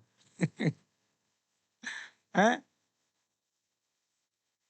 But I wish I can involve them in future where they need to help with, some students, they must use Microsoft Access at home. Ne? They don't have office. Can your university give each student a license for access only, for a 1-year license? Is where I need them, so that they have access at home. Microsoft Access. When I mean access, we come from different backgrounds. No, not access to given access to access something. No, it's a database program. It's a Microsoft Access. It comes with Office sometimes, but the previous Office doesn't have it. You'll find Excel, Word, and what, and Outlook maybe, and PowerPoint is always there. But Access, some of them they don't give these perpetual things of Office. It depends which vision. Remember that those other visions, they don't even remind you that you can update because you bought it once. It's perpetual. It's not a 365 when there's a latest and you just restart your computer and it's there. They won't remind you that there is a new version of something. So you'll continue with that one for your next 20 years. So I need that department to support my student, and every year give them that disk or a memory stick or where they can download it for only Microsoft Access. I remember 15 years back, department was supplying disk for operating system and few programs in the CD drive, CD disk, but it's no longer doing that. Thank you. And can I just ask, many of the links in your portfolio isn't accessible. Can you just make them all accessible, please? Yeah, those that are blue there. They're not, most of them are not accessible. Will you make them accessible? Yeah, they are on OneDrive. But they're not accessible. I think, you know what you must do, ne? I remember that file is big. If you open it now within 5 to 10 minutes and want to open them, they are still on my computer. You leave it open for close to 15 minutes. Then all of them, when you open, they will same time. But as long as I'm at home, I'm offline, you open it within 5 minutes. They won't open.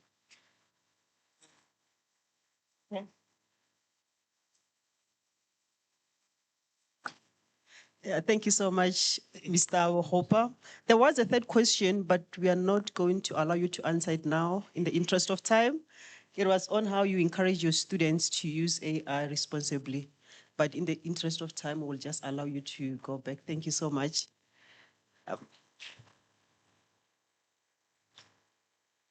I think we'll also ask the organizing committee that next year they must put another category of the funniest lecturer.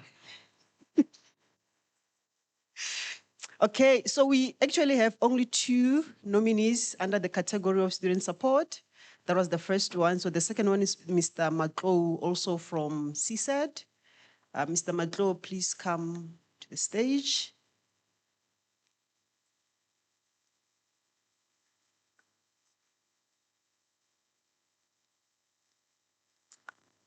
Is Mr. Matlo with us? Oh, he's coming. Thank you.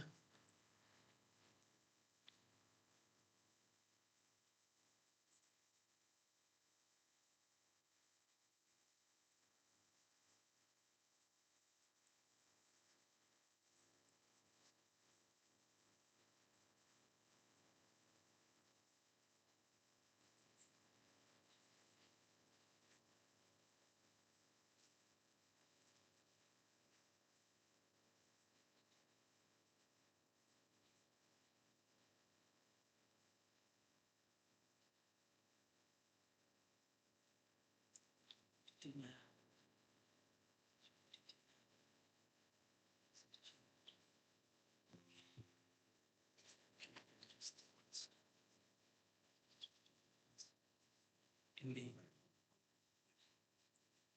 yes, that's fine.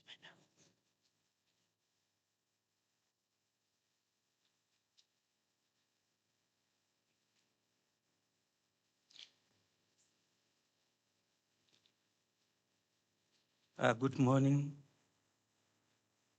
My name is William Matlow from the Department of Mechanical Bioresources and Biomedical Engineering. I'm from the CSET College. My category that I'm going to do is category number 4. And I will actually talk more. I've got some few slides. And then we can see that we have a list of contents. And then I'll actually make use of this, my small booklets, to actually go through the slides. Without any waste of time, we'll go through the, okay, before going through that, I have got a few information regarding myself, especially for the teaching philosophy. I've actually considered the constructivism, whereby students construct knowledge through experience. And that was cited by Vygotsky. And then I also considered blending theory and practical. And just as a short biography, I've got a very, very long time in the teaching academy as in the TVET College. And then I've also obtained my government certificate of competency in 2015. And then I'll just go through the slides for now. Now, under point number 1, student support approaches,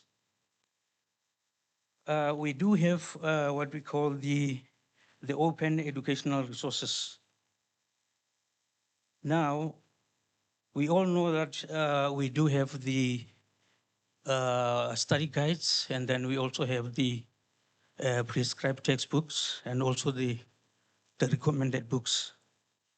But however, when I support my students, I fully use the open educational resources because they are easily accessible and then without any cost. And then I'm not going to open those ones because of time.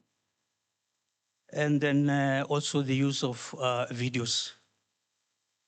Now, what I realize is that students like videos, since I'm actually lecturing the theory subject, which is Manufacturing Technology 1 and a diploma.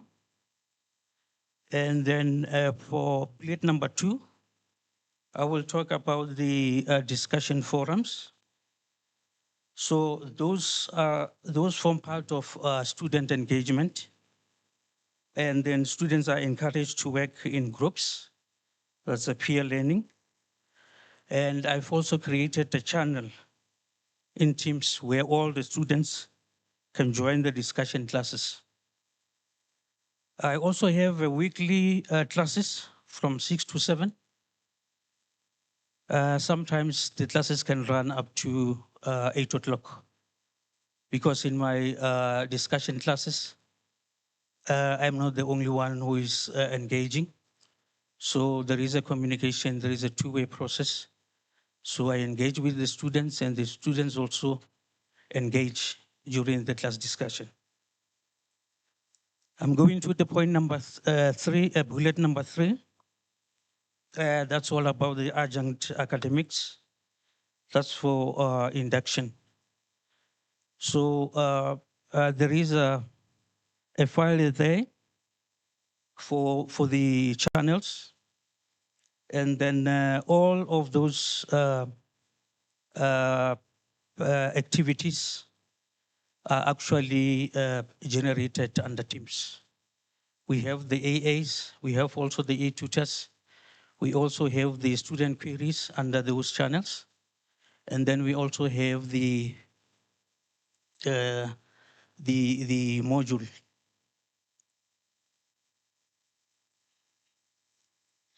Now I move to student support in emotional and psychosocial dimensions. And then we all know that there are personal challenges in our daily lives. Students also encounter that. For example, stress, anxiety, and then they also affect our students. Just to give something that actually happened about 2 years back in 2024, I recall that there was one student who was involved in a taxi accident while traveling from Pretoria to UNISA, Florida for the practical. And however, the student was not injured, so in the wheelchair. And then during the practicals, then I assisted the student through the filing, through the use of a drilling and all that. So that was the support that I gave to the student and psychosocial support. And we also have under administrative support. I do receive a lot of emails from the students, especially asking about the NAFSAS and all that. And then I actually refer the students to the relevant department. Because as lecturers, we are also administrators. So we don't actually lecture only, but we also give assistance to students if they send us emails. And I will go to the integrated support and development framework for support employees. So this is also, it comes back as adjunct academics. As we know now that we do have adjunct academics, we no longer having the e-tutors. So what I do, I give support as a mentor to one of our adjunct academics in terms of our learning management system, especially when coming to marking, and also how to handle and also attend the discussion classes. So I also provide the syllabus from the Department of Labor to all the students who are actually wanting to write the GCC. And I also give training in the subjects like thermodynamics or power machines and six and fluid mechanics for those who are still in the TVET college, those who actually want to write their GCC. So remember, the GCC is not only for mechanical, it's also applicable in the Department of Electrical and also mining. So I also bridge the gap between the TVET college and the university by supporting the students, especially those who have got the trade tests. And I also align them and then refer them for the RPL, because my module is theory-based. And some of the students, they do have the trade test. And then I got emails from them saying that, say, how can I go through that? Because I already have the trade test, maybe in millwright or maybe in welding or fitting and machining. And I will also move to number 4, criteria number 4, that's for motivation of students toward independent and reflective scholarship. And in this one, then I encourage teamwork in my module. I also propose many projects in my module, like designing a bottle opener. So this is actually what I've done with my students in the manufacturing module. Hence, I also have honors level supervising honors level students. And then, and I also guide them to be independent in terms of their career paths based on the qualification. So there is also a project that is running through for the honors projects in the friction stir welding. The title of that is the design of clamping fixture mechanism of friction stir welding butt joints.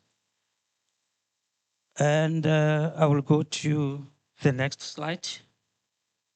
This is under quality assurance in student support. So we all know that we have the Council for Higher Education, which is CHE, which is South Africa's statutory quality council for higher education. And then we know that it oversees the external quality assurance, while the institutions are responsible for internal quality assurance through their quality management system.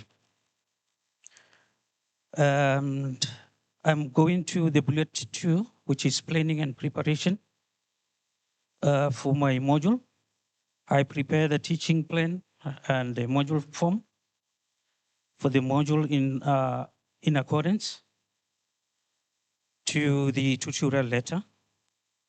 And I also prepare the question paper, memorandum, tutorial letters, and then making sure that they are fully moderated.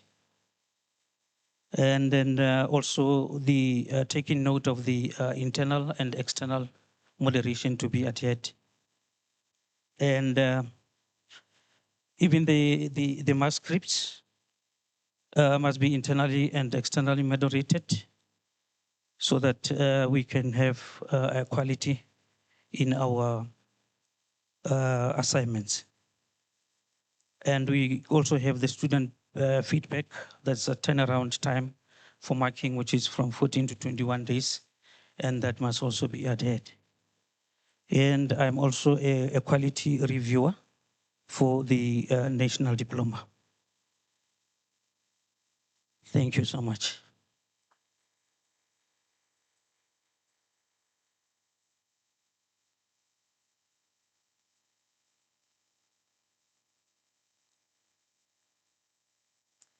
Thank you so much, Mr. Matlo, for a great presentation and the great work you are doing. I will open this session for our adjudicators to ask questions. Afternoon, Mr. Matlo. Afternoon. When going through your portfolio, I saw that you indicated that in terms of supporting students, you have ways that you use on my UNISA, on the learning management system to identify students at risk. So in terms of your evidence, I didn't see how do you do that. Maybe you can elaborate on that. And yes, in terms of how do you identify students at risk. And then the second one is about the use of reflective journals. So I just want to get more information about that because there is no detail in terms of how you have used the reflective journals to support students. Thank you. Okay. Thank you so much.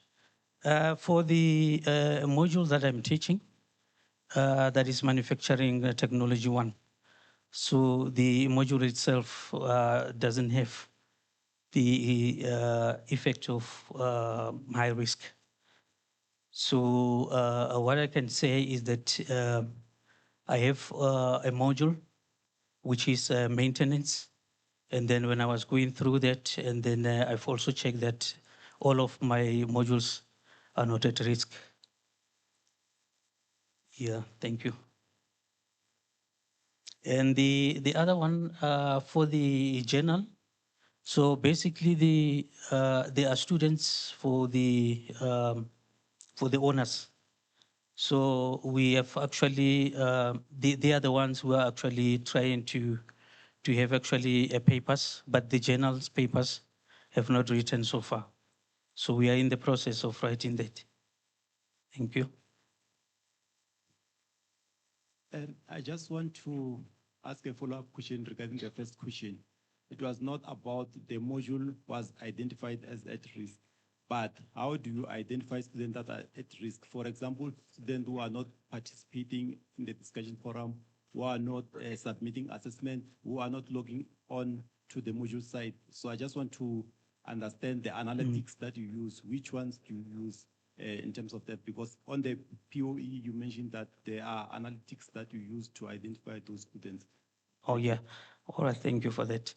Yeah, the students at risk were identified using the, for example, let's say I check the assessments and then I also check the stats. So their performance. For example, if they've written an assignment and then I go through them and then I check the students, those who are on a borderline, and then I'll also check the students who are actually not performing at all.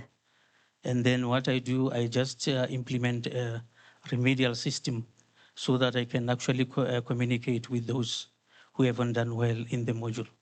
So I do that via Teams, and then I do engage with the students, and then to make sure that they improve on that. Thank you so much. Thank you. And I just have one question. How do you involve other student support departments in supporting your students? How do I? Involve other UNISA support departments in supporting your students? Or do you do it all on your own? No, what I can say is that we do have other departments, but in most cases, I do them alone. Then I support the students because I am responsible for the module. Thank you. Okay, thank you.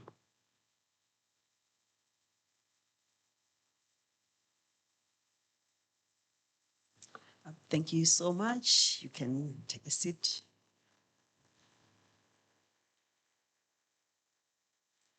So we are left with just one category, colleagues, for this session, the first part of the program, and is the category of transformation in teaching and learning. We only have one speaker, Prof. Abers. Can we just welcome Prof to the stage?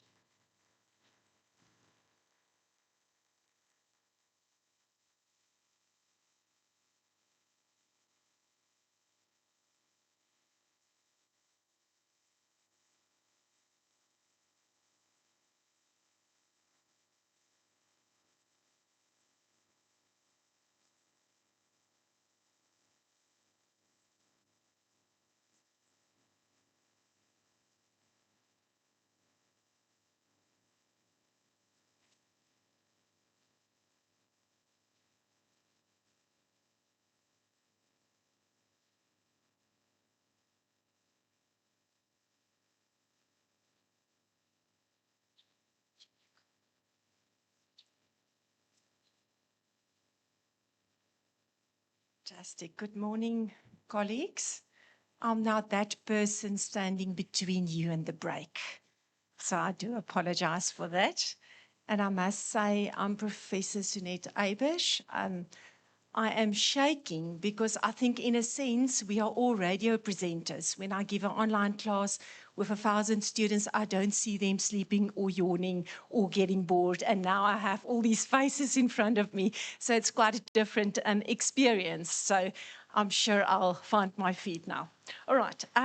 Right. As I said, I'm Professor Sunette Eibisch. I'm from Information Systems from CSET, and I'm very privileged that I have this opportunity to present this portfolio of evidence and the slides to you.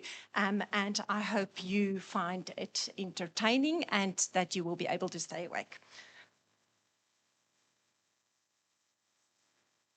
That. All right, so introduction. So I've been nominated, as you know, in the area of transformation.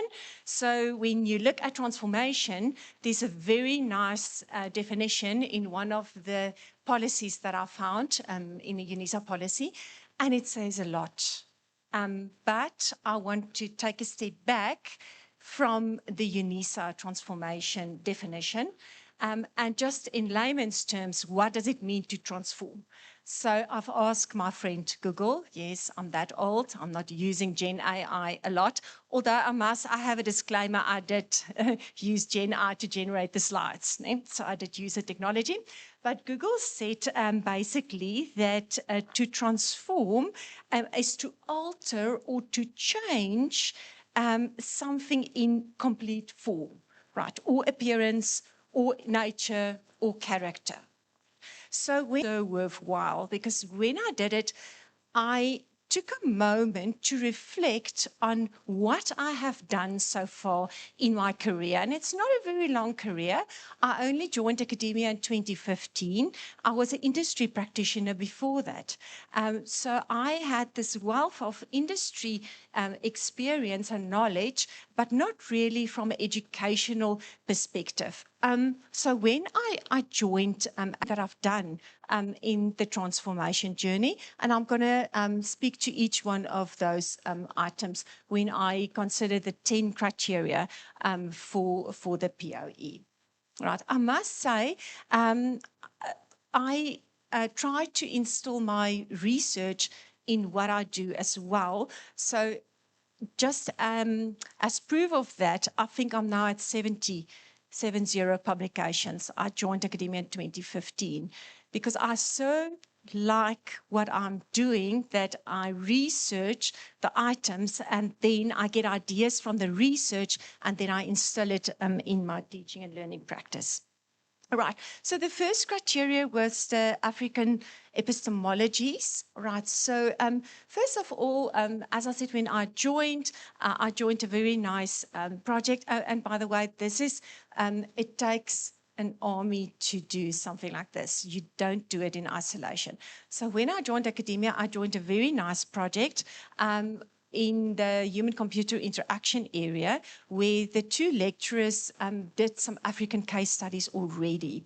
And they have then that I've used. All right, so this is Sophia. I'm very excited about Sophia. The students love her. So what will happen is, so I'm going to backtrack a bit, just going to tell you how I implemented it. So it's like ChatGPT, but it's not like ChatGPT. All right, so it's a closed environment. I trained Sophia to only look at certain articles, right? So she will not answer you based on any other material. And then she will give you a reference. She will also give you a page number. So if you want to know anything about software engineering, you ask Sophia. That is your agent or your virtual lecturer. And the nice thing about Sophia is you can actually click on the Copilot LLM. Sophia can speak your language, right? So she can translate your answers. She can give you audio output for the disability students. The only disclaimer with Sophia, and I had a session with the students, is it's not allowed to copy and paste what Sophia tells you. You must take it and you must make it your own, even if it's in your own language, right? So, and it seems as if it's working well at the moment, because I've only recently implemented at the beginning of the year, right? So pedagogical renewal. So for this, the highlights, and I'm just going to speed it up a bit. For this, I used industry's case. So how it works, if you look at this environment, you put your cell phone at the back, like that. And then you look through the glasses, and these are the bottom of Coke bottles that you can put in, or you can leave it out.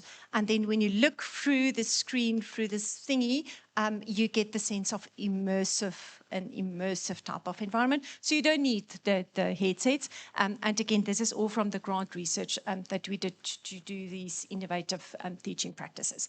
Right. So we also, in our assessment, we involve the community, where the students must go to their local environment or the local community, where they now need to propose solutions based on software engineering principles.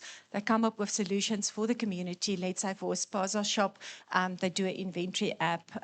They don't have to do the app, but they can design it conceptually, and then they design posters. So that's just another way.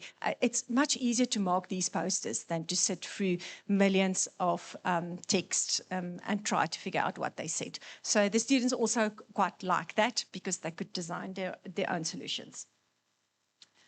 Right.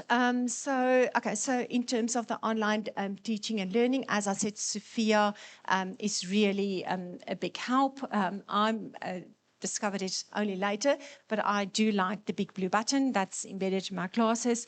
For the industry speakers, I used MS Teams.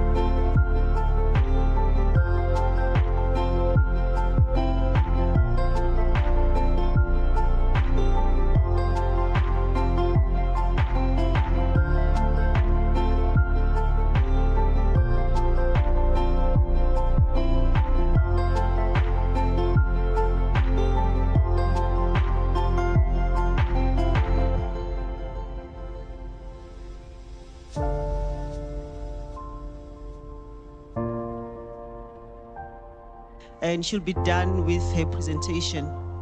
Let's give her our attention, colleagues. Thanks.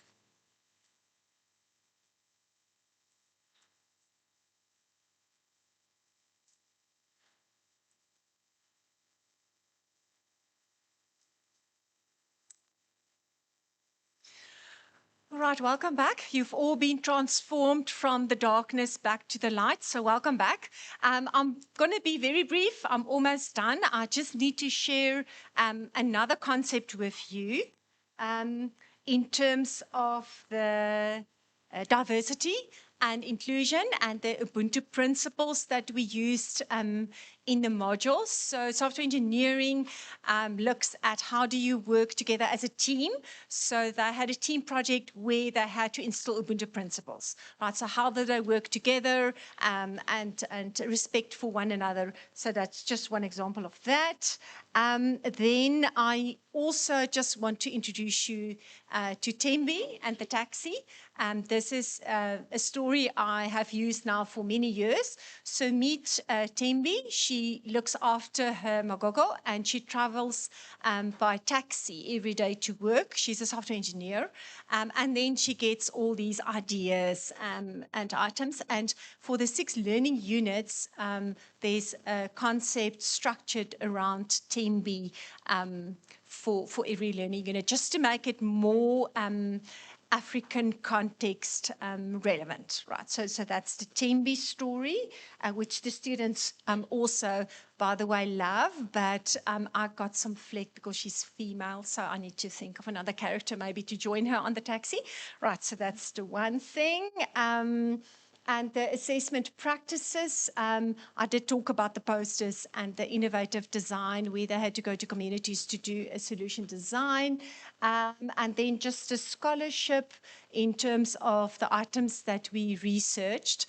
So we could package it nicely. We researched student engagement. I had lots and lots of partners in crime that I write with, as you can see there, from game-based learning to the flipped classroom approach. How do you actually get students involved, give them reading beforehand, and then give them online activities to do, and then have a class discussion? Because the INF 4817 module is honest postgraduate level module, so I had to find innovative ways to get them active online. I also don't teach online, we discuss online. So you must come prepared to the class, and then we have active discussions.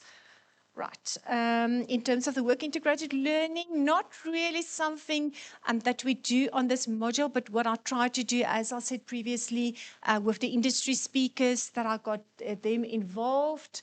And then in terms of the student-centered scholarship, I did talk about this is one of the slides that I teach them how to use Sophia. And I told them that you all know Spider-Man, is it Spider-Man, yeah?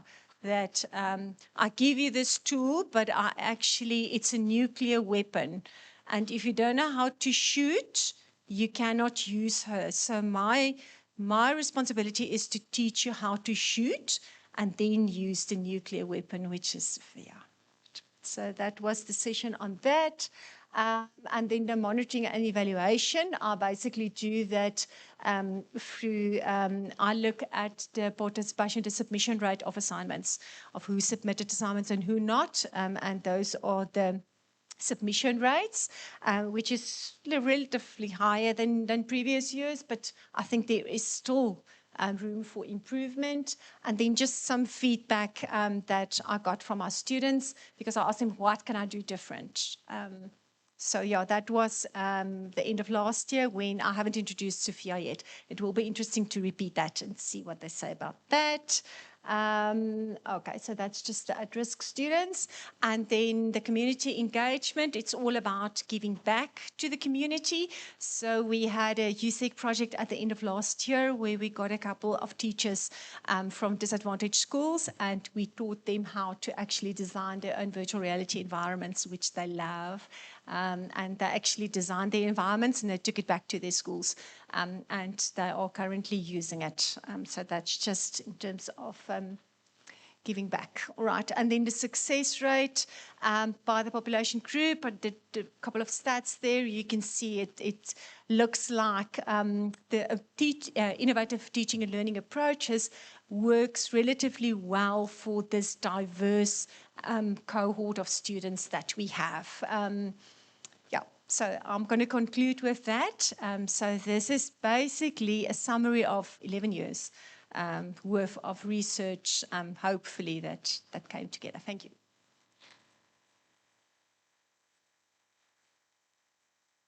Thank you so much, Prof. Again, let's give a round of applause.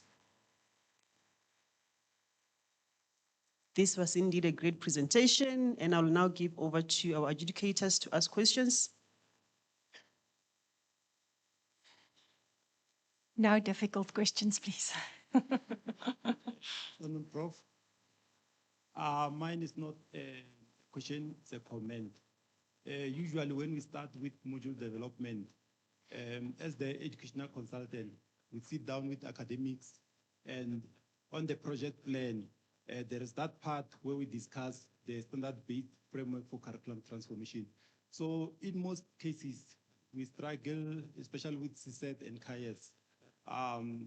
When we ask academics to say which of these standards you are going to implement in this module, in most cases, they will say no. For this module, this is science, we are not going to integrate those things. So in your presentation, you have shown in terms of how can we integrate all the 10 standards for the curriculum transformation. So thank you very much for that. Thank you. Thank you. And I just want to say thank you for a very high standard portfolio. I really appreciated it. Towards the end, I think just because you were interrupted, it got a bit quick. Can you talk a little bit about your assessment practices and how that leads to transformation? Thank you. Right, the assessment practices were an interesting one because we had, if I recall correctly now, 3 or 4 formative assessments and then 1 summative. And we are quite resource constrained because we do not have markers on the module. That was the one thing. And the other one was that students battled to grasp the concepts. So what we tried to do differently was then to introduce TEMBI, that contextualize a more African environment. And then she would think about, she would drive in the taxi and see things. And then we would use those concepts then to ask questions around a particular concept. And then, as I said, the poster then to then take the feedback, but not to write it down, to do the posters for us so that we can mark quickly, you know, and that marks quite quickly. Yeah, we also, the other issue was that we battled with the online examinations. And this is, because it's 4th year level, there's a module outcome where students must show the proficiency to do research. And so we managed to change it to portfolio, which seems to, well, we're going to try it out now, but I suspect our pass rate will really improve because then they can also use their own frame of reference then to answer the questions and to do their own research and almost like do a little research project as part of the final portfolio. So I hope that answers your question.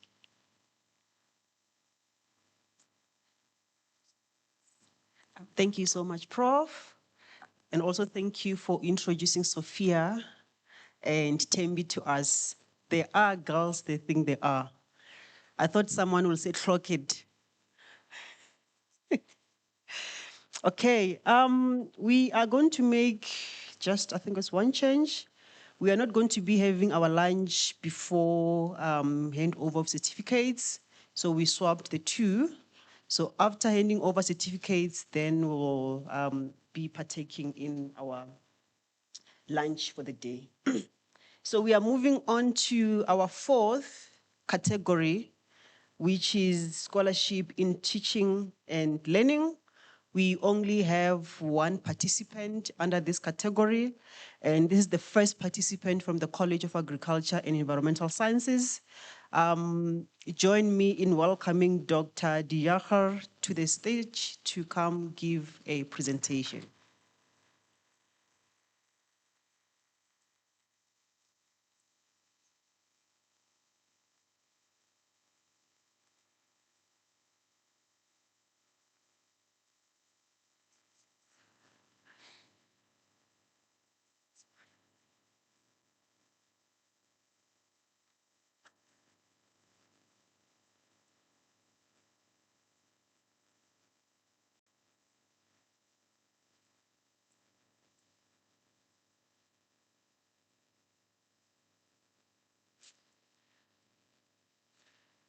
Good morning, good afternoon. All protocols observed. Welcome, everybody. It's indeed a very huge privilege for me today to present in the category of scholarship and teaching and learning, because I've been teaching at UNISA for many years, and in all the teaching endeavors I've been part of, scholarship played a very big role.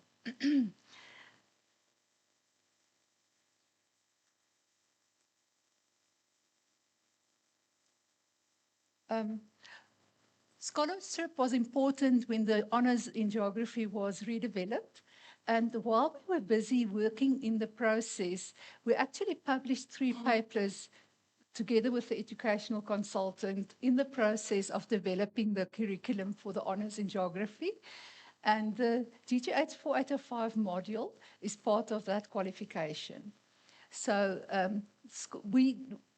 besides publishing on the curriculum development, we also used a lot of scholarship and reading in the development of the curriculum and the study material as such.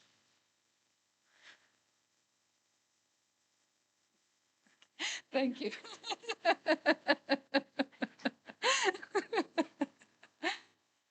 Okay.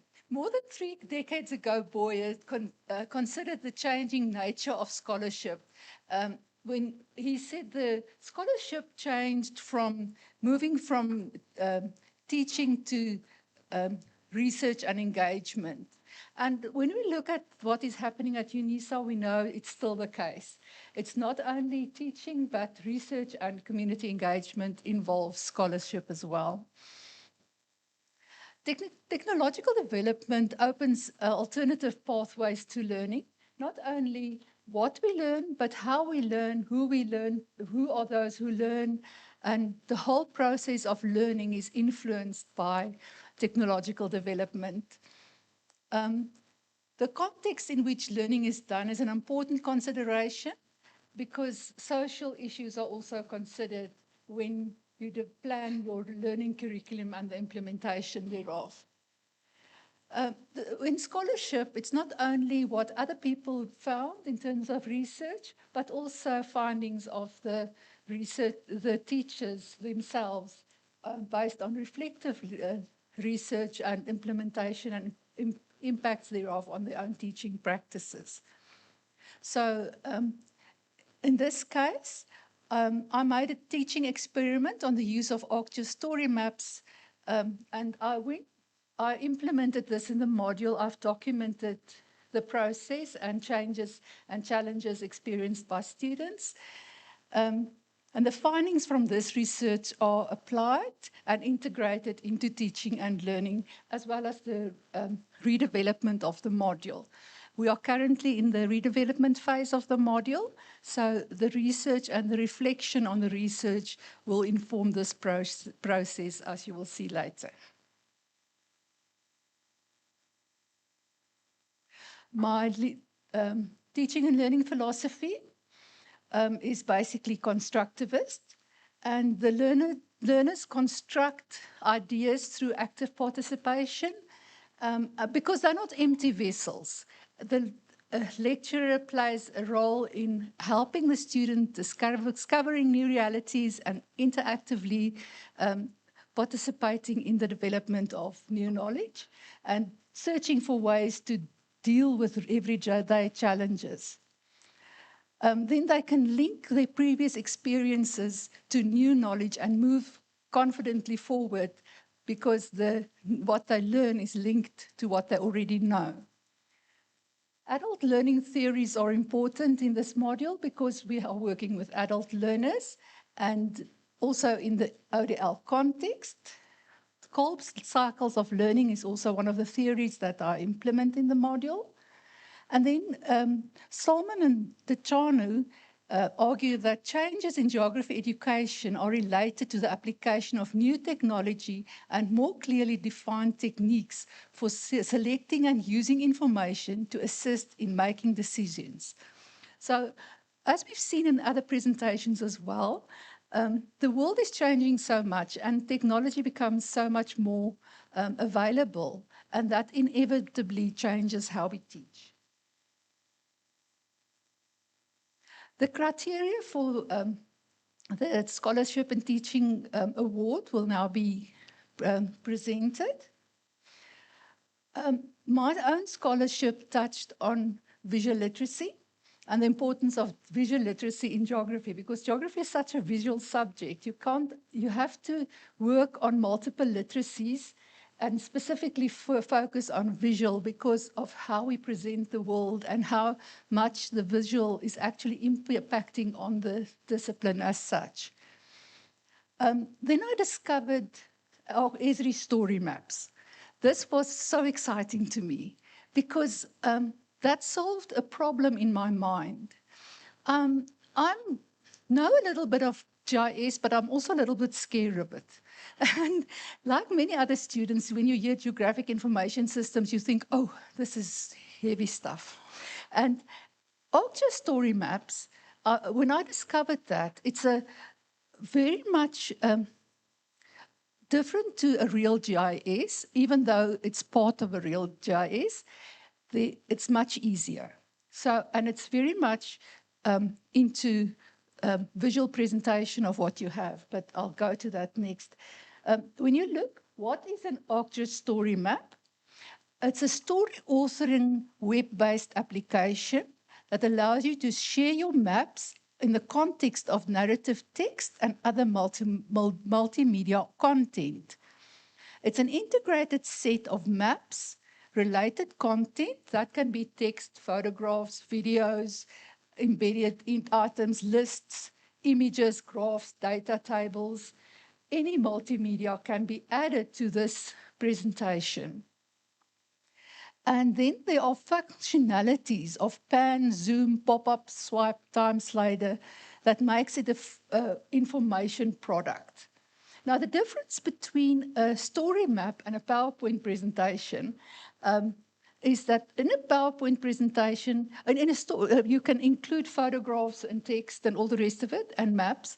But the difference with a story map is in a story map, you can put in an interactive map. And in the interactive map, you can zoom in, you can add links to photographs or to text. You can link certain parts of the map to a document, and then you can put the map in context. So you put text and you put the map, and then it just makes a lot of more sense than just giving the map. And then there's also navigation tabs that you can click and go to certain parts of the story map.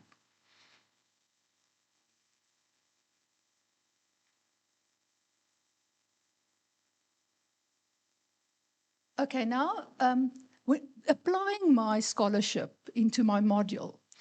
In 2023, I presented at the International Cartographic Association's regional conference in Cape Town, where I presented a story map to support sense of place and conservation in urban green space.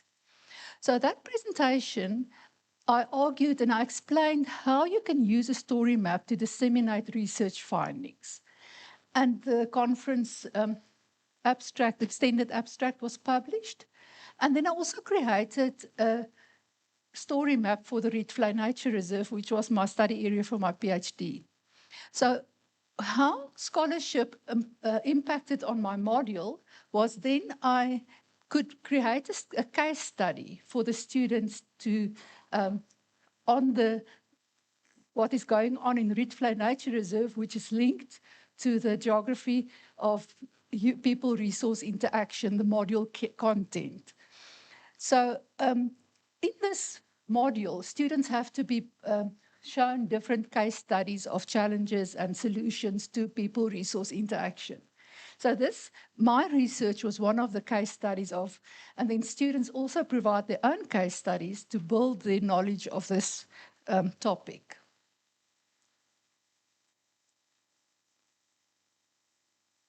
My scholarship was also applied in terms of an assignment. I gave students the opportunity to create their own story map based on their own experience, something in their local context, to create a story map to alert rail players to the uncertainties, complexities, and the vulnerabilities connected to resource use on a local scale. So this is just a screenshot of one of the story maps that the student created, where he looked at waste management and he plotted different areas in the city where he lives with photographs and information about the waste management challenges that they experience. In the same story map, he also included data on waste management and links to websites where different NGOs that's working with waste management give their information.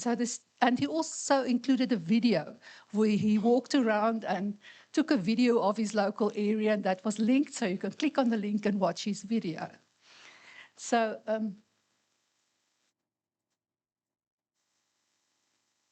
I did some reflective research on how this experiment of mine was working. The objectives were to document challenges students faced in completing their assignments. The second one, to assess how students perceive the role and value of story maps, and then recommend teaching and learning strategies for using story maps in online education. I did get ethical clearance and permission to do research with my students. Now, I'm not going to go into much detail. I just made notes of when students called and they had reflective questions in as part of their essays, as their assignments, where they must reflect on what they've done, what was difficult, what did they learn, how it can be applied. So, the implications of the findings was I need more support strategies. The module needs to be, when redeveloping the modules, story maps should not be just in one assignment. It must be included earlier in the module. And the links between theory and the story maps must be must be strengthened. And then story maps should be further explored as tools to develop visual literacy, spatial literacy, and spatial thinking. The second criterion, learning and teaching practices as informed by findings and recommendations from research publications. It's a researched fact that online institutions tend to have a lower pass rate than face-to-face institutions, and therefore academic and non-academic, as well as proactive and reactive support is required. Based on the findings of my reflective research, support is required in the CODeL context, technical aspects of the software, as well as the software, the story map message as such. When redeveloping the module, the Kolb's cycle of learning will be applied in formative assessment. Instead of just giving a story map as one assignment, the whole idea will be included in the cycle of learning. The first assignment already is a discussion forum assignment, where students have to identify a challenge in their local context, and then they also have to comment on what the other students posted. I gave specific criteria for comments. They must, for example, say, how does this comment link to the SDGs? How does this challenge link to the SDGs? How does this challenge link to other legislation? How does the challenge link to research findings? How does the challenge link to other strategies to deal with the problem? The second assignment is then multiple choice questions based on theory. The third one is a written paper, and the fourth one is a story map. So the whole thinking is in the same cycle of identifying a problem, thinking about it, reflecting it, linking it to theory, and creating a communication tool to disseminate your information. Then the third criterion is opportunities for reflection. There are opportunities in 2024. I said students must look at all the activities and give me evidence that they've reached the outcomes. So it was very open, and they could create their own evidence that they achieved the module outcomes. Every year I ask completely different questions because students buy marked assignments for 45 Rand or something on the internet. So I give completely different answers. So if they give me the answer of last year's assignment, they don't get marks. Then they also had reflection on the story map that I created, where can they use it, and things like that. So some feedback. This is one of my star students. He is a teacher, and he actually took the story map. He created a very nice story map for his assignment, and then afterwards he implemented it at his school.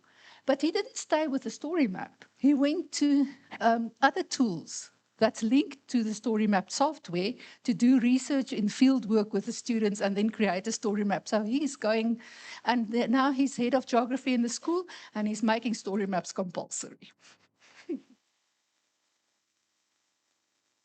Then in terms of the pass rate, the module has a very good pass rate. I've implemented story maps for the first time in 2024.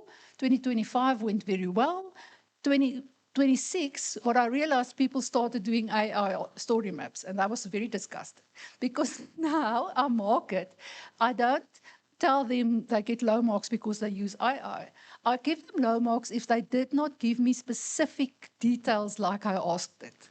And if they didn't answer the question exactly, and they didn't give precise examples as specified in the question, and then I don't give them high marks, and that's one of the reasons for the decline in pass rate.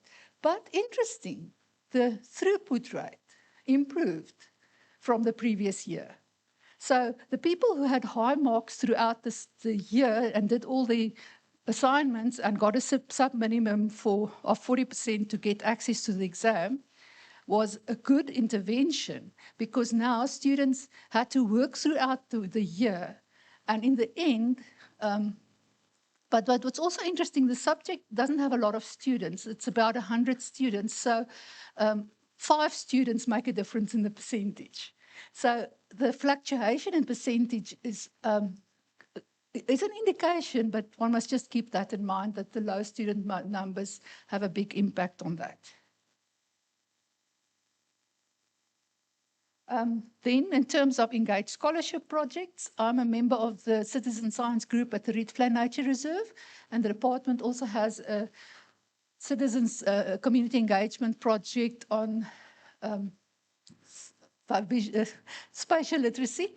And then I did present my story map at the Rietvlei for the Friends of Rietvlei, and also made a workshop on how to create a story map.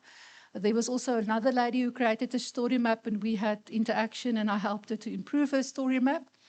Then students can implement it in their own communities.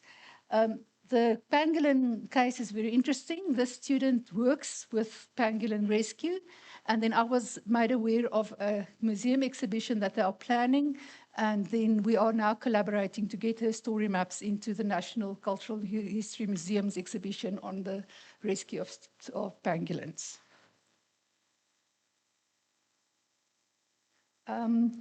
Published research on teaching and learning. My most recent publication is in the Journal of Geography Education in Africa. It's on implementing story maps as a teaching tool at the CODeL institution. The reflective research that I've done, that I've presented a little bit about today, is published in this article.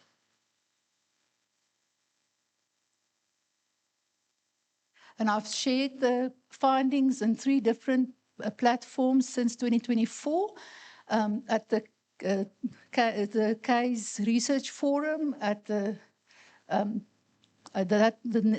other one was an international inline conference where people talked about education for sustainability, and then just last week at the community of practice resource. Not last week, but anyway. In conclusion, I've come a long way. One of the previous presenters said that we used to make DVDs. I made one. I wrote the script, an hour-long DVD that went with the study package on the geography of service provision. it was quite innovative to have a picture on your study guide at that point, because the study guides were only one color with just the name of the department. Now we're going online, everything is on the computer, some is on the cell phone, and I've just done a little bit of story maps that I've included in my, but who knows where we're going? There's so many interesting opportunities in this journey of lifelong learning. Thank you.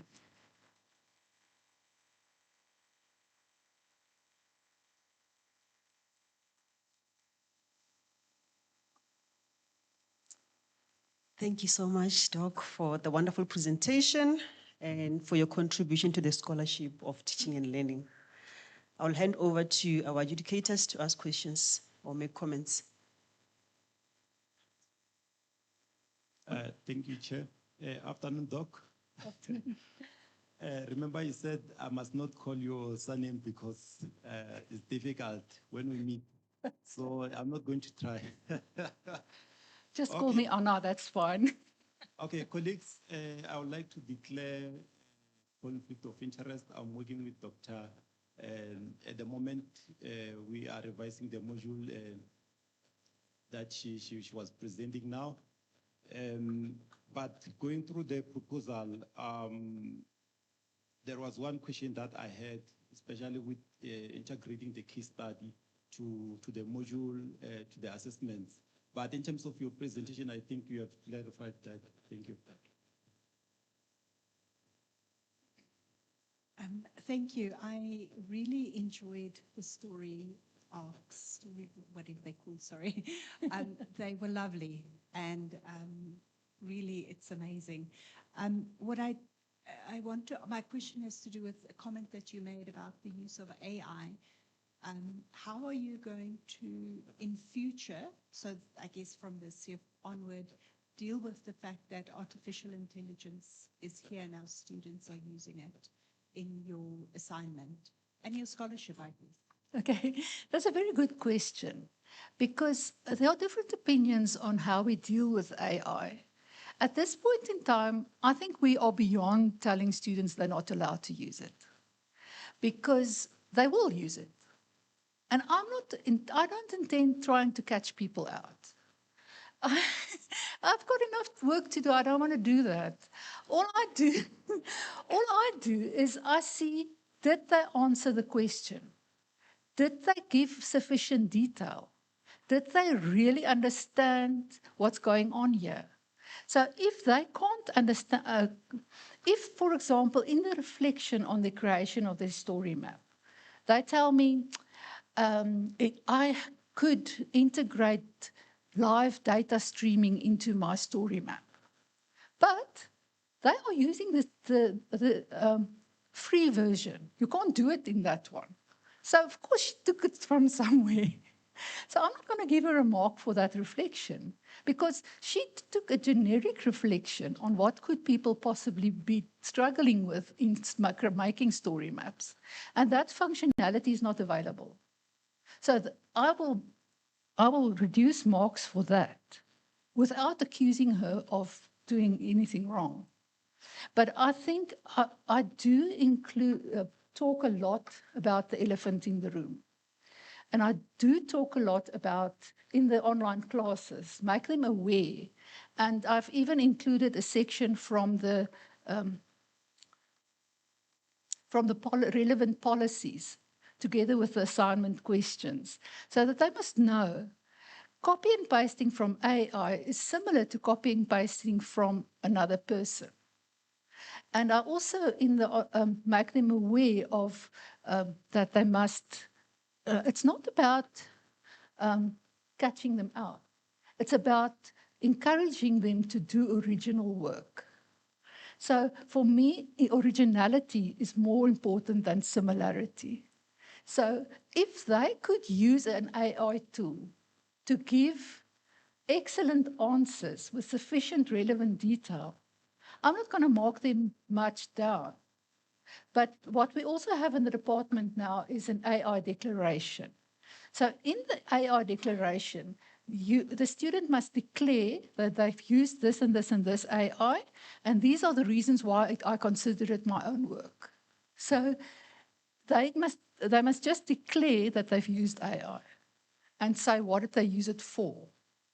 Because, and that goes towards ethical use of AI. Because if a student goes into the workplace and the supervisor expects them to give a report of 5 pages before 3 o'clock, certainly they will use AI in some way. And if they know how to do that and which AI tools are available that can make life easier, we must rather empower that than trying them to catch them out. Because even in many instances, the Turnitin AI indication is not really foolproof. And it might be a false positive or a false negative. And I really, I don't have time to check that.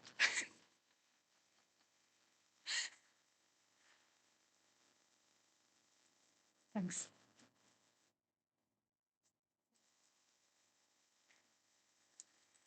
Thank you so much. Thank you, colleagues.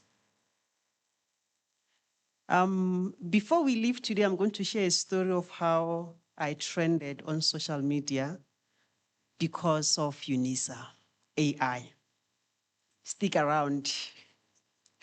We are now moving to our fifth and final category for the day. We have 3 nominees and 2 presentations. So 1 nominee, 2 colleagues from the CAES, the College of Agriculture and Environmental Sciences, almost said CAES, College of CAES. So it's the College of Agriculture and Environmental Sciences. They have a joint presentation, but we are going to start with a colleague from CSET, Dr. Makhovo, who will be talking in the category of student success and retention. We know, colleagues at UNISA now, the buzzword is throughput. Yes, we have 80% pass rate and all that. They are now going down to the throughput to see, yes, your module is 50%, is 80% pass rate, but what about the program and how long do these students take to complete their program and the dropout rate and all that? So I believe this specific category talks to that. So join me in welcoming Dr. Makhovo. I hope he's here, who will be our first speaker in this category of student success and retention. Let's give him a round of applause, colleagues.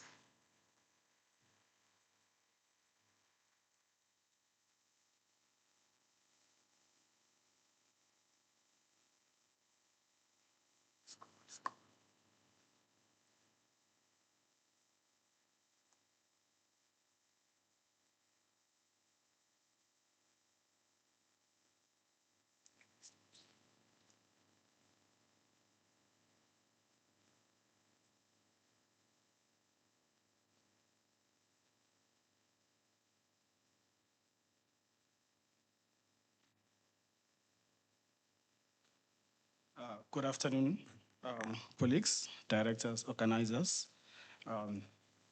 Thank you all for the opportunity to come here and express myself. My name is Mandla Mahlobo. I come from the Department of Chemical and Materials Engineering. I've actually given my presentation a title, and the title of my presentation is Architecting Student Success and Retention. So I didn't want to go with the direct theme, which is the student success and retention. I'll get to talk a bit more about that in the presentation. So this is the overview of my presentation. I'll start by giving my profile all the way to the references that I used for this presentation. This slide shows my profile. It's just a snapshot of what I do at UNISA. My full name is actually Mandla Ngosi, but I go by the name Mandla for obvious reasons. And I'm a senior lecturer in the department. I'm a primary lecturer for reaction engineering and computational techniques. I also supervise honors students. So the very first slide on my presentation just outlines the student-centered roadmap. I specifically designed this slide in such a manner that it summarizes and integrates my teaching philosophy as well as my motivation for this specific category. Okay, so basically my teaching philosophy incorporates just two components. And the first is inclusive. In other words, you want to include the students. You also want to allow the students to be proactive. The idea basically is to shift from the traditional reactive teaching and implement productivity of the students. And that's where I then touch on my motivation to say this teaching philosophy actually allows me to then achieve academic success and at the same time facilitate student retention. So in my entire presentation, as you will see, in order to achieve this goal, I've assembled a total of 3 interventions. I'll talk about the first one in the next slide. So the very first intervention that I have made is a proactive and comprehensive induction via what we call the annual student induction. I normally organize this event early April. And the general aim of this intervention is obviously to provide an overview of what the course is about, what we do at UNISA, the department, responsibilities from students and lecturers, but most specifically, focus is here, that is the early barrier identification. In a nutshell, what I want to achieve with this is that I want to pick up the barriers, the typical challenges that students encounter as early as the beginning of the year. That way, as a lecturer, you then get to come up with the response as well as the intervention, which is what we normally discover in the first intervention, which is the student indaba. And this is just an example of the program that I normally put together. The very first item that I would like you all to note here is, I'm sorry, I'm a bit too short. I should probably tilt the mic. So the very first thing that I would like you all to note is I always give a theme to my student indaba. This is basically to reassure our students of the mission, of our mission, our commitment as the department. As you can see, the theme, which is refining chemical engineering through open distance and teaching and learning. Also, I usually try to make the event to be a bit more lively. This is where I want to now achieve the first component of my teaching philosophy, which is the involvement, the proactivity. And the program itself normally first starts with the introduction of lecturers to all the students. So all lecturers in the department are expected to attend. And then we normally start with the introduction, obviously, through Teams, where we switch on our cameras. So now students get to know their lecturers. They get to know that it's not just about my UNISA, my model, but we are actually people. And then moving on with the program, I also incorporate other layers of teaching and learning environment. And this is one of the presentations that I normally invite the guest speaker, Mr. Mehwa, from the student counseling. This is very important because a lot of our students are not aware of the services that UNISA provides to them. I'll speak a bit more passionately about this in the next slide. And we also want to give our students just a snapshot of our laboratories, what we do, how we do that. They get to have expectations. And Another thing that we want to talk about is the iris and assessment, which is a nightmare to our students. So I normally invite the exam department to come and give a presentation. We also talk about the postgraduate students. I mean, ideally, you want your advanced diploma students to come back for honors the following year, right? And then the following year for masters, for PhD. That's where you get to generate our own. So we always want to give our students just a future outlook. That way they get to know the research, the niche research areas in the department. And then, of course, the last item of the program is usually the Q&A session. This is the part where students get to now voice out their frustrations. They call us out as lecturers. We don't mind that. That's exactly what we want, because that's how we get to improve. And the next, what you see now is just a snapshot of the typical live interactions between the students and the lecturers as the event proceeds. So now I move on to the second intervention, which I call bridging academic and social economic realities. It's important to identify these barriers, mainly because our students come from different backgrounds. Our students are employed full-time. They run domestic households. Our students live with disabilities. So it's important to take note of this just as the beginning of the year. And this is the part where I normally invite here Mr. Kagiso from the Florida campus, who normally gives a presentation about the services that UNISA provides to students who encounter challenges outside of teaching and learning. And because we have students across the country, we also have offices across the country, and students who are not based here are also referred to the nearest offices. Just what you see here at the bottom, so this is a conversation I had with one of my students this year who got involved in a car accident, got his leg amputated, reached out to me, Dr. Mahlobo, please assist me, cancel the module, I won't be able to continue. So as, unfortunately, it's not so clear, but I highlighted at the bottom, this is where I tried to intervene and try to convince the student to rather go for student counseling instead of just dropping out. So these are some of the efforts that we make to ensure that we achieve retention. And then the last intervention is what I called a continuous digital engagement loop. This is where I use WhatsApp. Now, it's important for me to make a disclaimer to say I'm well aware that WhatsApp is not recognized as an official platform at UNISA.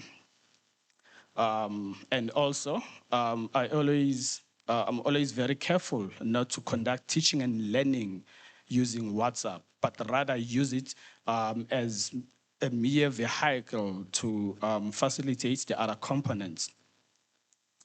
And that's just the gist of it. We all know everyone has access to WhatsApp. So what I normally do is I create WhatsApp groups for my modules for the reason of addressing some of the few issues. One, I want to achieve timely communication through reminders. Students easily relate to WhatsApp than to send emails, my UNISA and all that. And also the continuous interaction using WhatsApp. If you take a look at this picture here, it shows the WhatsApp group that I created for one of my modules. You can see already I had 145 students who had already joined. And this addresses one of the challenges associated with isolation. Students work in silos, they don't know each other.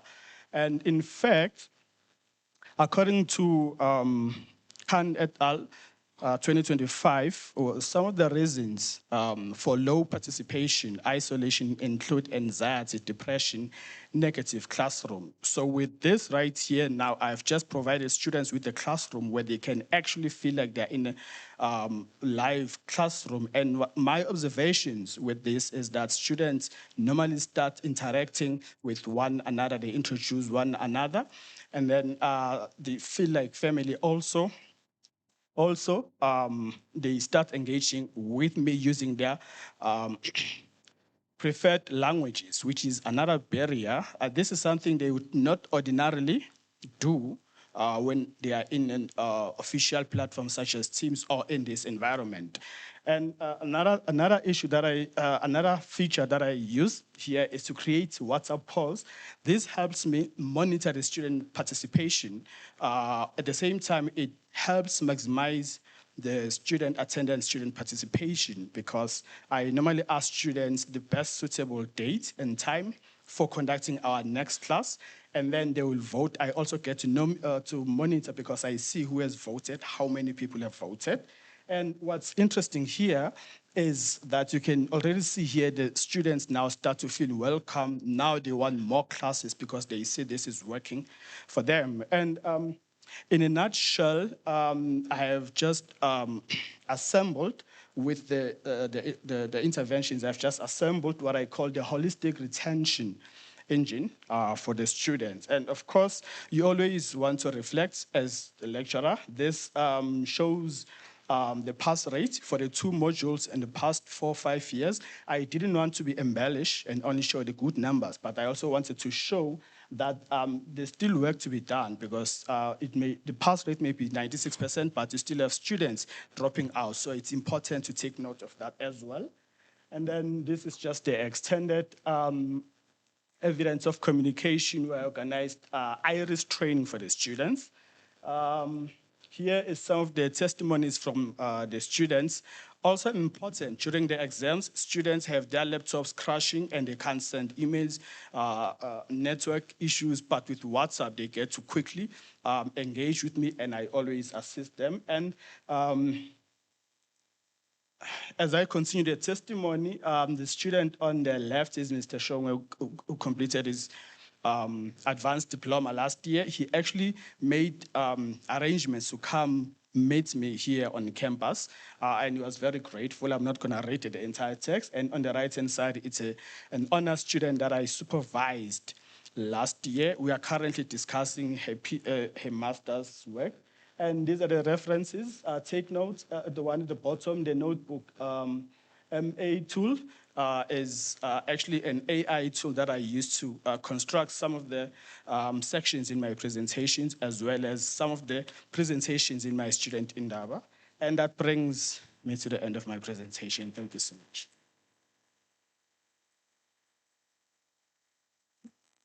Thank you so much, Doc, for this wonderful presentation. You are indeed doing a great job. I would like to ask our adjudicators to start with questions and comments. Afternoon, Dr. Mahlo. In terms of your presentation, I think you have done well in terms of demonstrating how you support your students to ensure that they succeed and you retain them. But when I was going through the portfolio, I think things that have worked against you is that when you explain the teaching philosophy that you have adopted, you did not integrate literature in terms of how it contributes to your philosophy. And yeah, I think in terms of that, and even the source, it's only one source that was consulted. But in terms of the interventions that you have implemented, I think you have done well in terms of that. Thank you. Thank you so much for your comment. Thank you. I really enjoyed your presentation. I thought it was very well thought out. Thank you. My question is, how do you identify and support at-risk students? And then that's the question. And then I just also want to comment, thank you so much for mentioning using some of the other UNISA support services in supporting your students. Thank you. Okay, thank you for the question. The at-risk students, it's usually tricky because sometimes the at-risk students is a challenge that is associated with students not showing up almost together, not attending classes, not even going through the study material. Students are not even aware that there's additional resources. And my attempt in addressing that was, well, partly the WhatsApp, the use of WhatsApp. And what I've observed is that I get to identify these students through WhatsApp because the comments that they make, the emojis, the reactions that they make normally tells me that this student has no clue what's going on. Students will ask something that I've already mentioned or sent an announcement using Teams or my UNISA, but to my surprise, on WhatsApp, that's where I get to pick them up, and that's where I get to sort of engage with them. And what's interesting for that is some students get to come into the party when it comes to that. And this is the part where they'd be like, no, Dr. Mahlaba did actually mention this. You can find it there and there. And I think somehow that is reflected on the pass rate because eventually they do pick up, and the reality is some just don't at all, and you can only do so much as a lecturer or as a supporter. Thank you so much.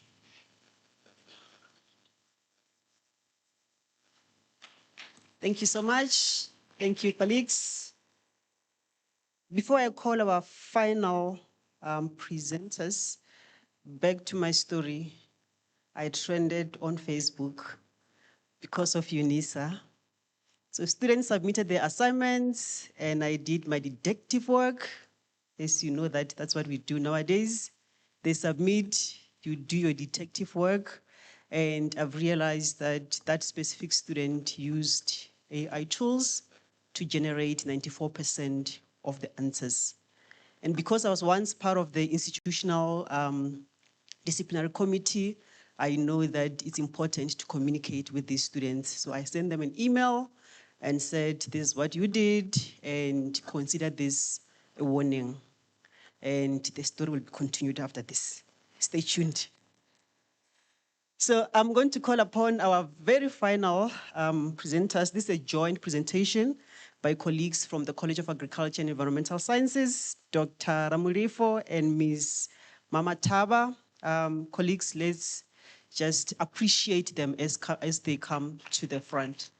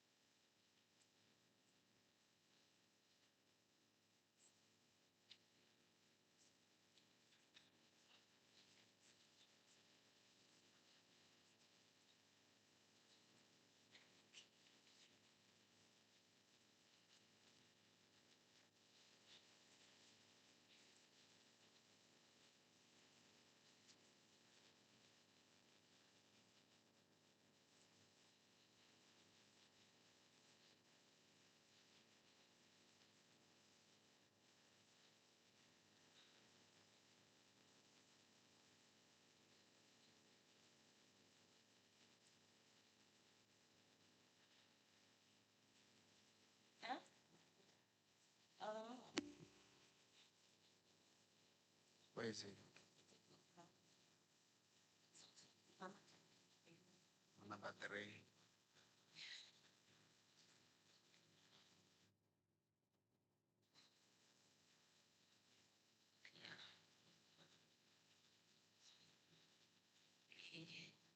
Do you have a... Are you going to move the slides or something? Yeah, I'll move them.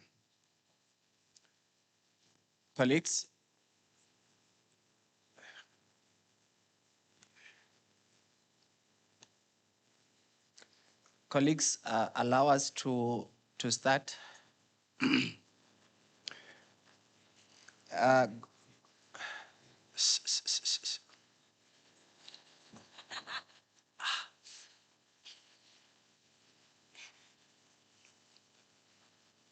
Okay, good day, colleagues. My name is Pani. My surname is Ramulipo. I'm not alone. I am with Dr. Mamatava. We come from the Department of Environmental Sciences under the College of Environmental Sciences and Agricultural and Environmental Sciences. So we are here to actually demonstrate our journey towards excellency, particularly in the student success and retention perspective as far as the UNISA teaching and learning is concerned. So the main reason why we actually selected this particular category is that we believe that model delivery should extend beyond just the classroom. It should actually be an environment where there's some level of inclusivity and learners are actually supported whenever they need assistance. We actually see this as a bridge to create trust between learners and lecturers. And the goal thereof is actually to achieve the most possible throughput that you can get. So in doing this, we actually selected a particular module within the nature conservation program. It's a diploma program with a number of modules, but this particular one that we selected, it's a first year module. We call it Basic Prac. It's a COC 1501, the one highlighted there on the screen. So in this particular module, students are actually introduced to basic and fundamental research, not necessarily research, but skills that are needed to actually complete the entire program, not just the particular level or that particular first year level. So this particular module, it's a week-long field-based practical or hands-on practical session module. And in this particular module, we engage with students using different approaches. As you can see there from the slide, the students get to be introduced to different ecological or conservation approaches such as grass identification, tree identification, plant morphology, aquatic species identification, etc. However, once they proceed or pass that particular module, they get to enroll 2 theoretic modules that are actually an extension of the skills that they have learned in the practical component in the previous year. So these particular 2 modules are PSO 2601 and CVM 26001 as well. So in these 2 modules, students get to then deepen their understanding that they have actually learned in the previous year, but theoretically so. So what we actually want to demonstrate here, colleagues, is we want to compare between these three modules, the practical one and the two that are theoretic, and get to see student retention on these three particular modules based on what is done in each of those and see what is working the best. These are actually the demographics of the basic prac, but actually in its actual sense, it actually also demonstrates the demographics of the entire diploma program, because this is basically our student composition in the diploma program. Our students come from different backgrounds, different cultural backgrounds, and most of them are actually the first generation of students that are entering university from their home background, if I were to put it. So it's actually a very challenging cohort of students altogether to work with. Now, we had to come up with a teaching philosophy which is actually addressing all these challenges that I painted on earlier. But this particular philosophy should actually harness on the CODeL platform. It should actually embrace diversity and inclusion. Actually, as well, experimental learning. This particular approach should actually as well be proactive and holistic in nature and approach if we are to aim for maximum throughput. And as well, we as lecturers acting as mentors to these learners.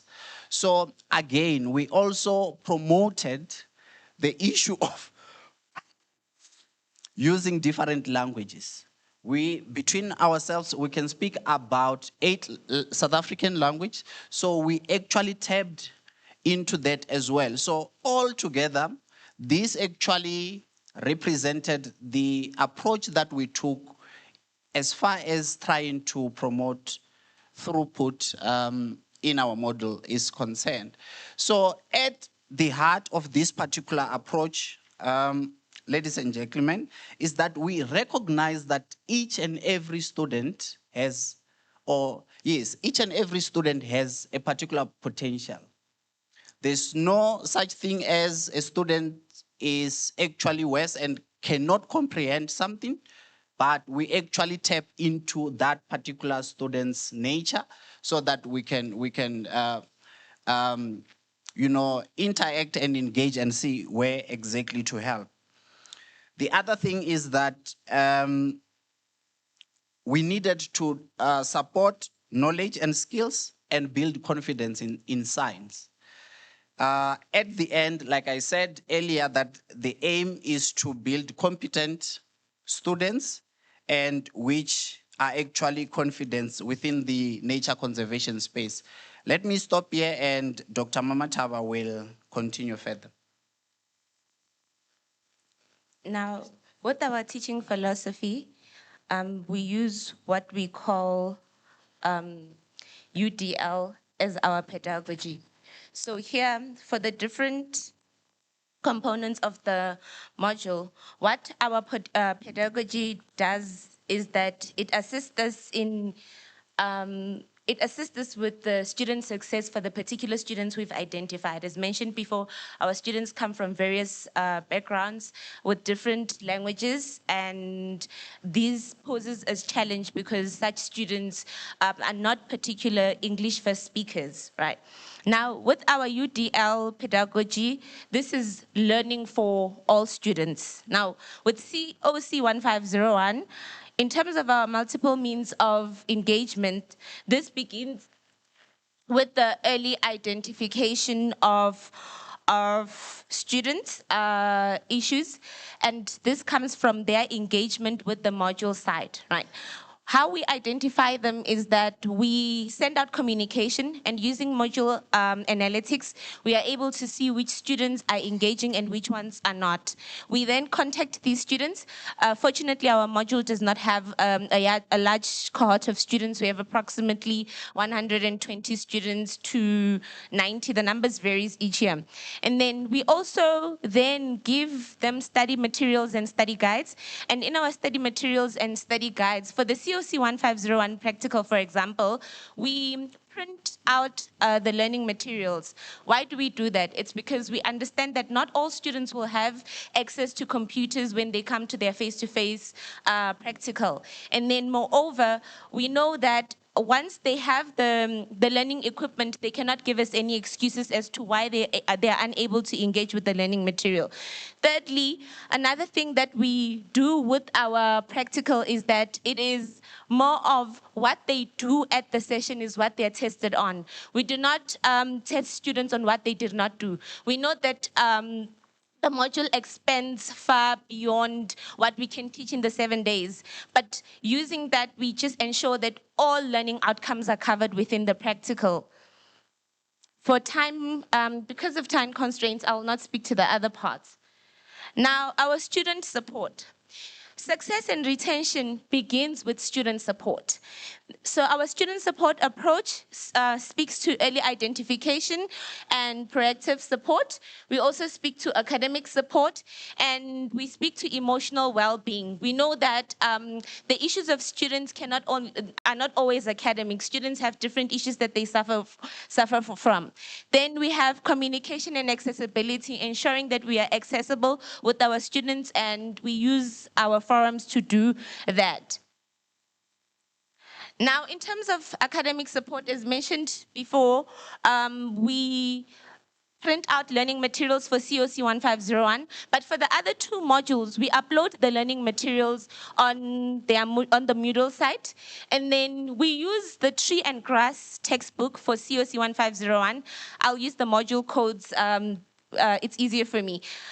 So with COC 1501, what we do is we've purchased about 100 tree books and 100 grass books. So when the students come to the practical, we loan them the books, especially those who cannot afford the books. And then we print the main components, which is the tree key and the grass key for the students to utilize even when they're at home. And then also, we use multilingualism. So for all the modules, we share the NetCon multilingual glossary of terms and task words, which has been translated to all 11 official languages. And then early identification as a form of student support, I mentioned that before, but what we do is that we use previous class list to see which students are repeaters. And then we also use the learning management systems as well as assignment 1 to see which students are at risk so that we can give targeted support. Then in terms of our communication, we use WhatsApp groups, we use our forums, we also use Moodle for announcements, and then sometimes there are encounters where students send emails, but you can see that the student is suffering or unable to express themselves. So that's when we'll reach out and find out if they don't mind sharing their numbers, and we call for consultations. And then in terms of emotional well-being, this is a topic that we have in the introductory lecture, and then we also tell them about the DCCD, which is there to support them. Now, coming to student success and retention. Now, assessment is one of the important components that we use to track success, or which shows us how far we are. With COC 1501, we use a combined assessment approach, which is the formative and the summative assessments. So with the formative assessments, the students have 4 assignments. In these assignments, the first one is the introductory quiz.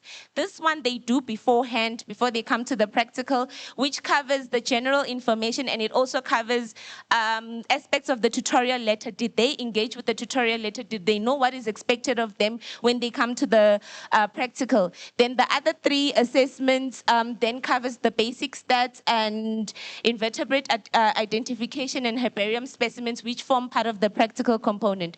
Then at the end of the practical, they write 3 exams which cover all 3 components of the practical.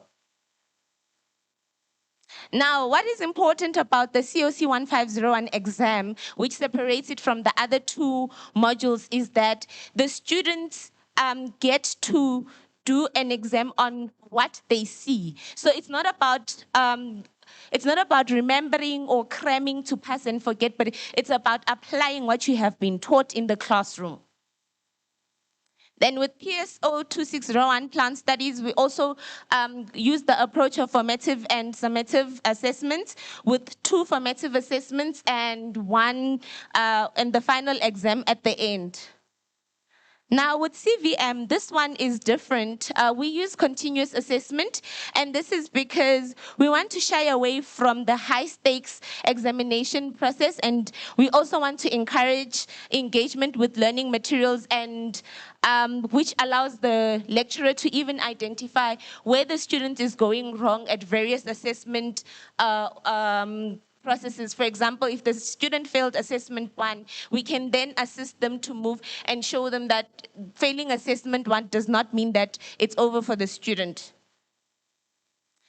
Then what is very important is that we give our students timely feedback and targeted feedback.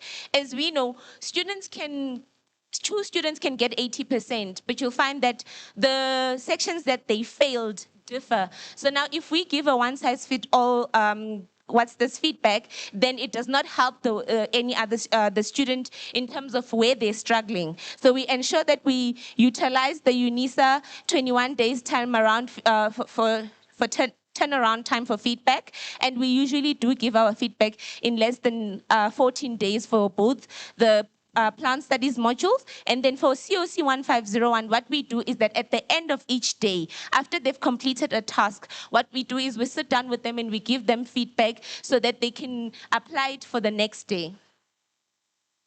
Now, identification of at-risk students, right, for success.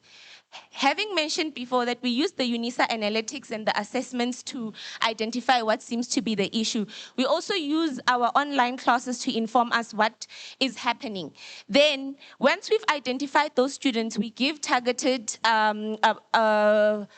interventions. For example, if a student did not submit assignment 1, we contact the student and they are informed the impact that them not submitting, how it affects them, and we encourage them moving forward. We also find out what seems to be the issue so that if we could help, then we can help where we can. Another thing that we do is that with CVM, because it's a continuous assessment, they are given a second opportunity to resubmit the assignment.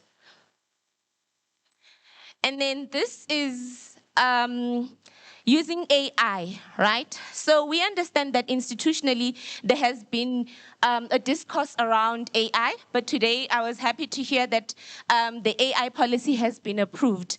So what we did is we created an app for our students, which is an AI tutor, and we named it Eco Scholar.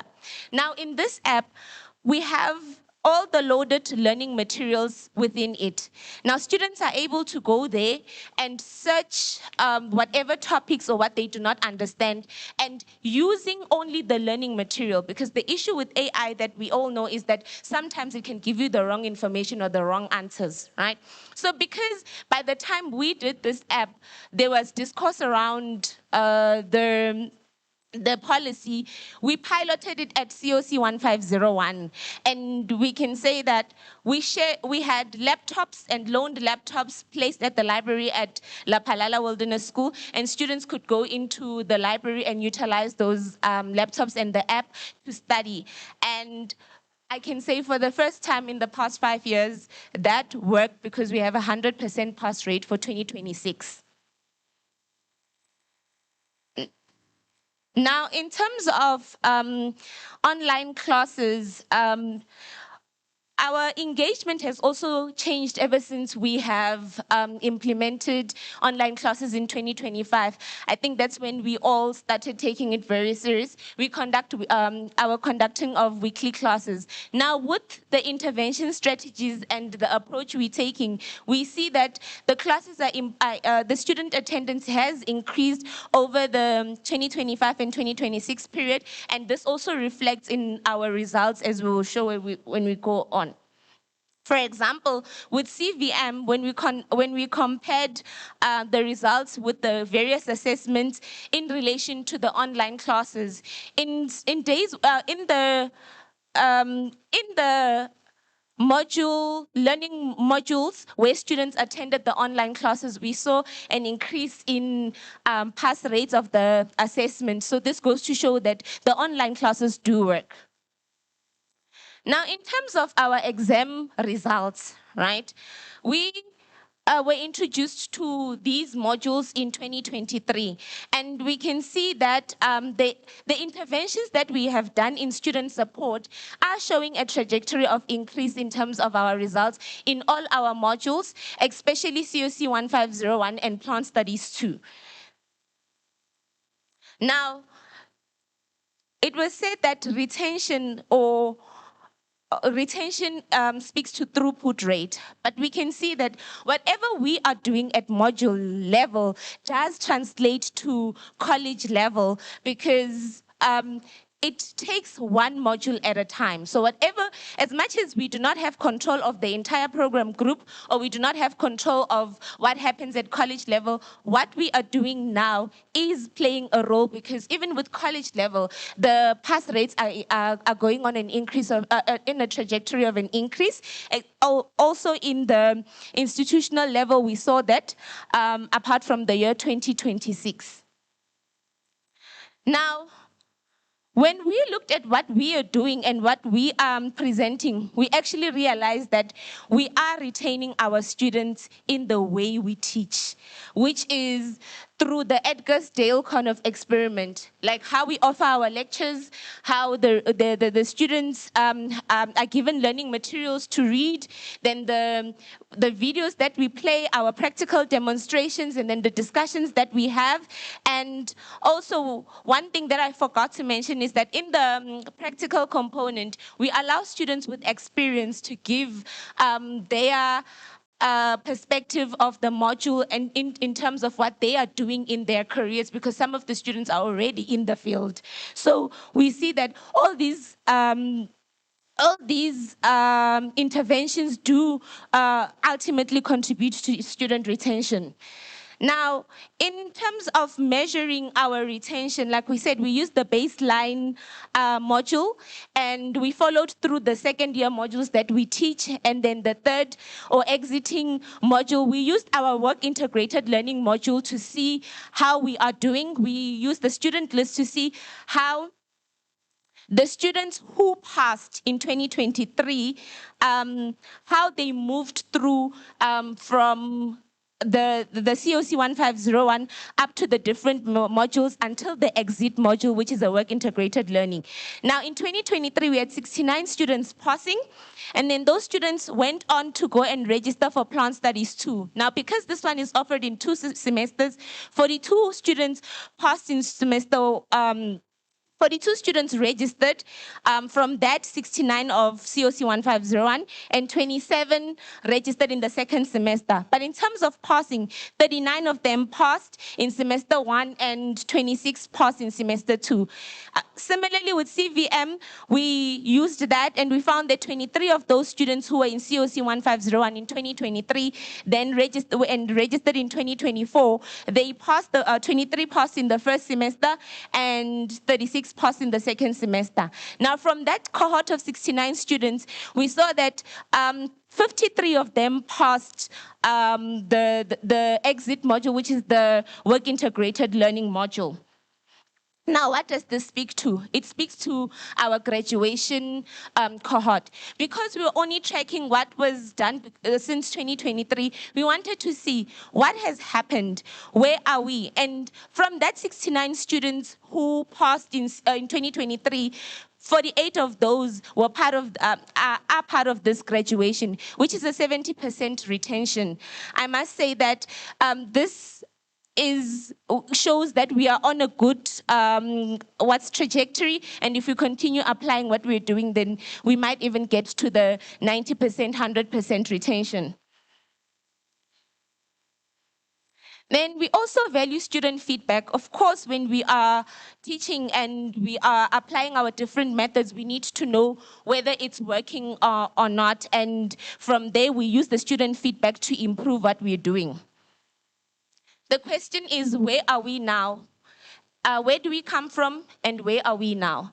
We come from 2023, for example, with COC 1501, where the pass rate was 64%, and we're currently in 2026, where the pass rate is at 100%. We see an increase in this trajectory with the various modules, and we can attest that this is through the interventions that we're using and we continue to use. And of course, as the years go by, the interventions change. For example, having implemented the AI app for COC 1501 proved to be useful and valuable for increasing the pass rate.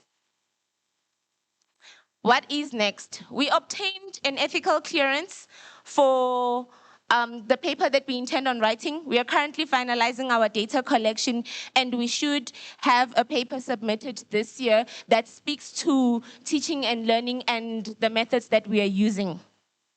Thank you.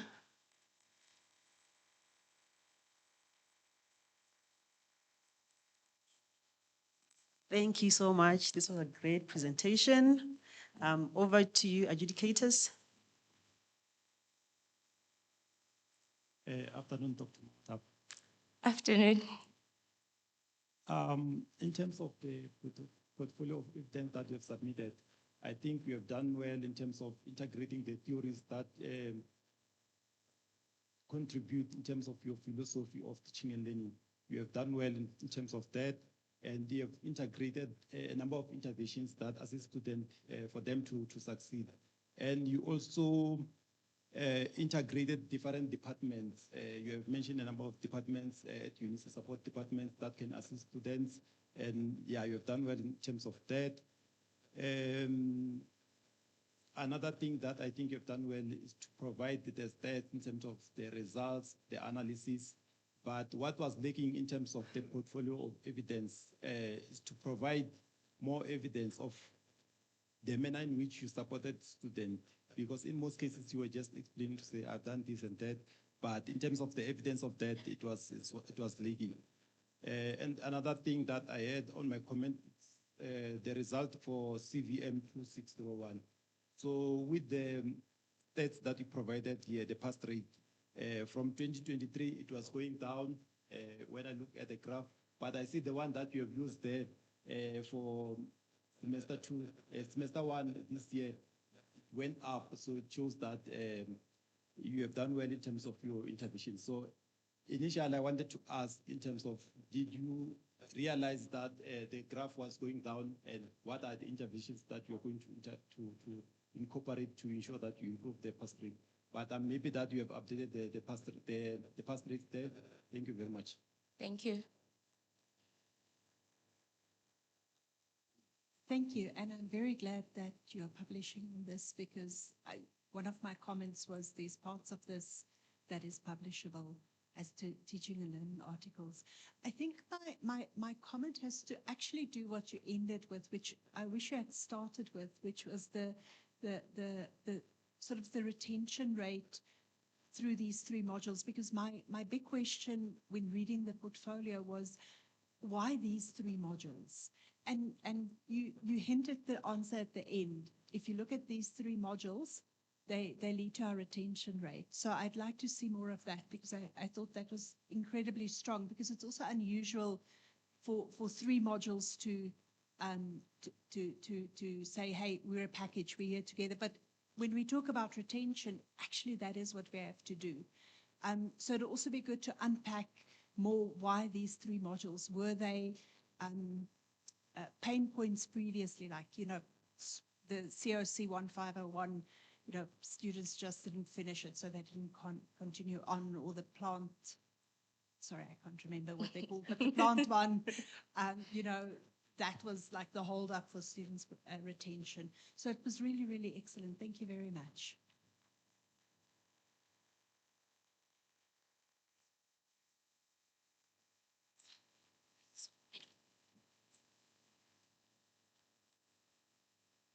Thank you so much, colleagues. Let's usher them back to their seats.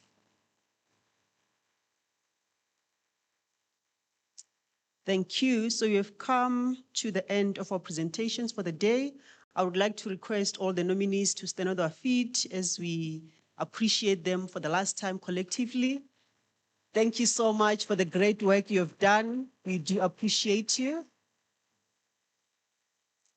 Thank you so much. Just 1 minute, back to my story. Ne? So one morning, I'm relaxed, thanking God for the gift of life. And I'm thanking my body, it's on the 25th with an ice cream, a cone ice cream. It slaps better on the 25th. So I receive a notification on my WhatsApp, and it's a screenshot from Facebook. And it's my email, the same email I sent to the student. It's now on Facebook. There is a group, a UNISA group. It's not an official Facebook group from UNISA, but was created by students. I think they just update years every single year from 2025, 2026, and so on. It has over 500 followers. And my email is there. People are commenting. So someone saw it, took a screenshot, sent it to me, and I'm still thanking my body with this ice cream. All of a sudden, that notification changed everything. And if you want to know more about this story, stay tuned. Otherwise, if I tell you everything, I'm not going to get this tender next year. So I might as well just leave it for next year. So we are going to be asking professors from 2 colleges to come and assist with handing over of certificates to our nominees. We have Professor Semenya, who is the Director of School of Ecological and Human Sustainability from CAES. Let's give a round of applause, colleagues. And also we have Professor Van Stuyden, who's Head of Academic Quality Assurance and Enhancement from CSET. Prof, thank you so much. So they are going to assist. And we still appreciate our nominees, colleagues. It's not easy. And you heard one of the nominees saying that the director is the one who nominated them without their knowledge. It's a lot of work to stand in front of people and tell them your story. You don't know how some are going to take it, whether you're exposing yourself or not.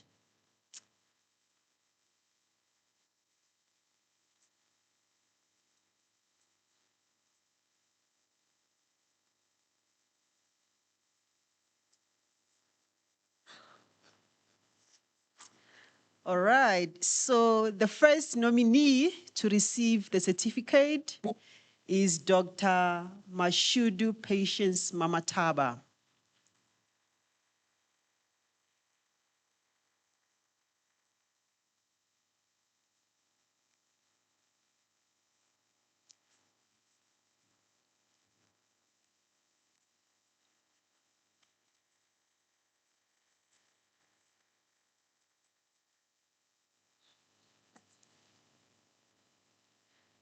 And they are also receiving gifts.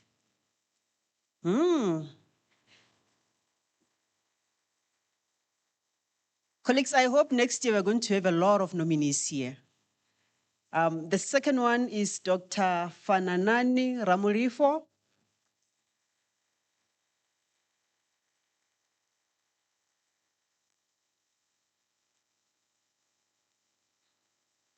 Colleagues, don't forget to update your CVs.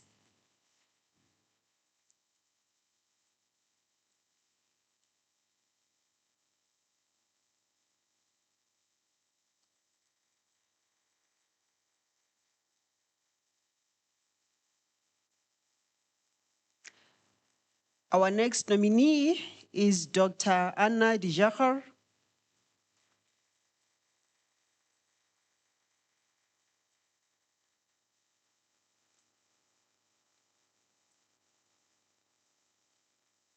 You should also update your LinkedIn and Instagram.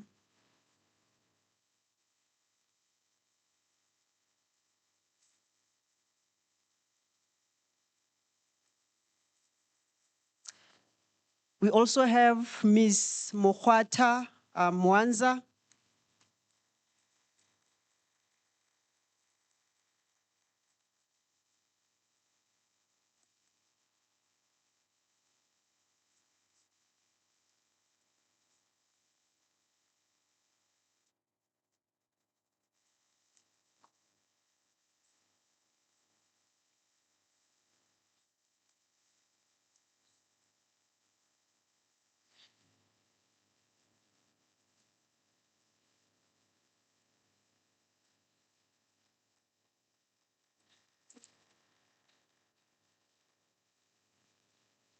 Our next nominee is Prof. Suned Abers.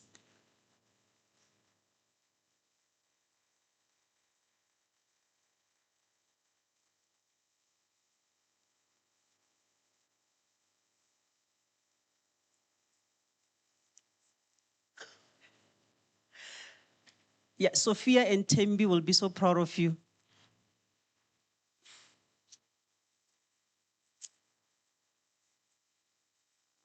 Our next nominee, Dr. Mandla Makhobo.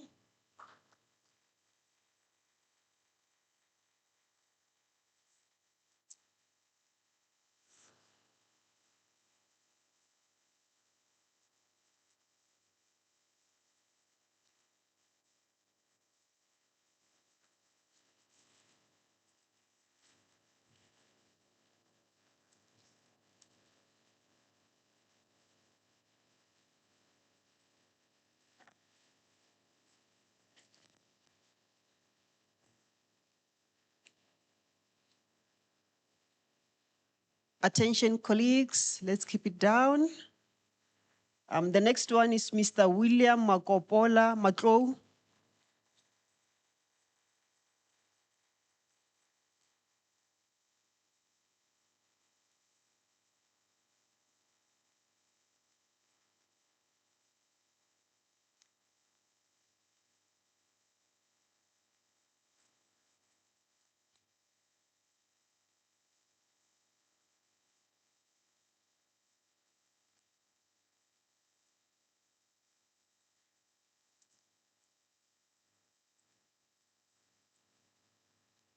So I would also like to welcome Mr. Ephraim Bohopa.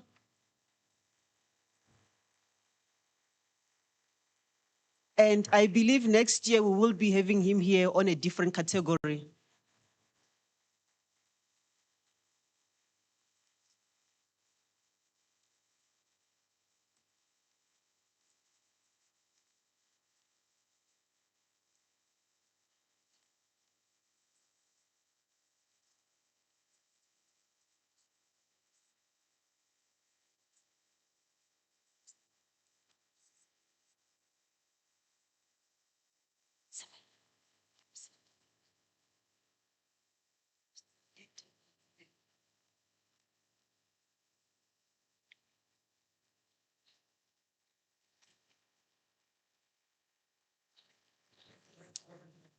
Would also like to appreciate our adjudicators. Can you please come forward?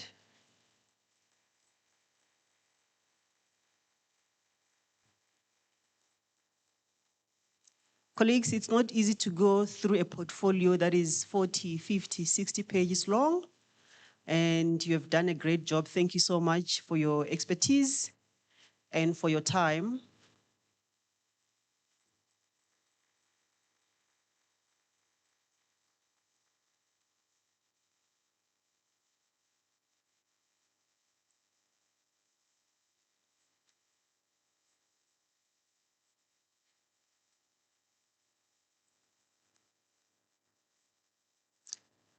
Thank you so much. We are drawing near to a close.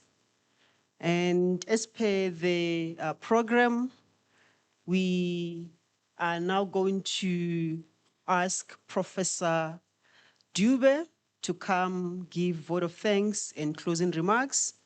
As indicated, colleagues, if you want to hear the rest of the story, tune in. Next year I will be here. This tender must be mine again. Prof, over to you.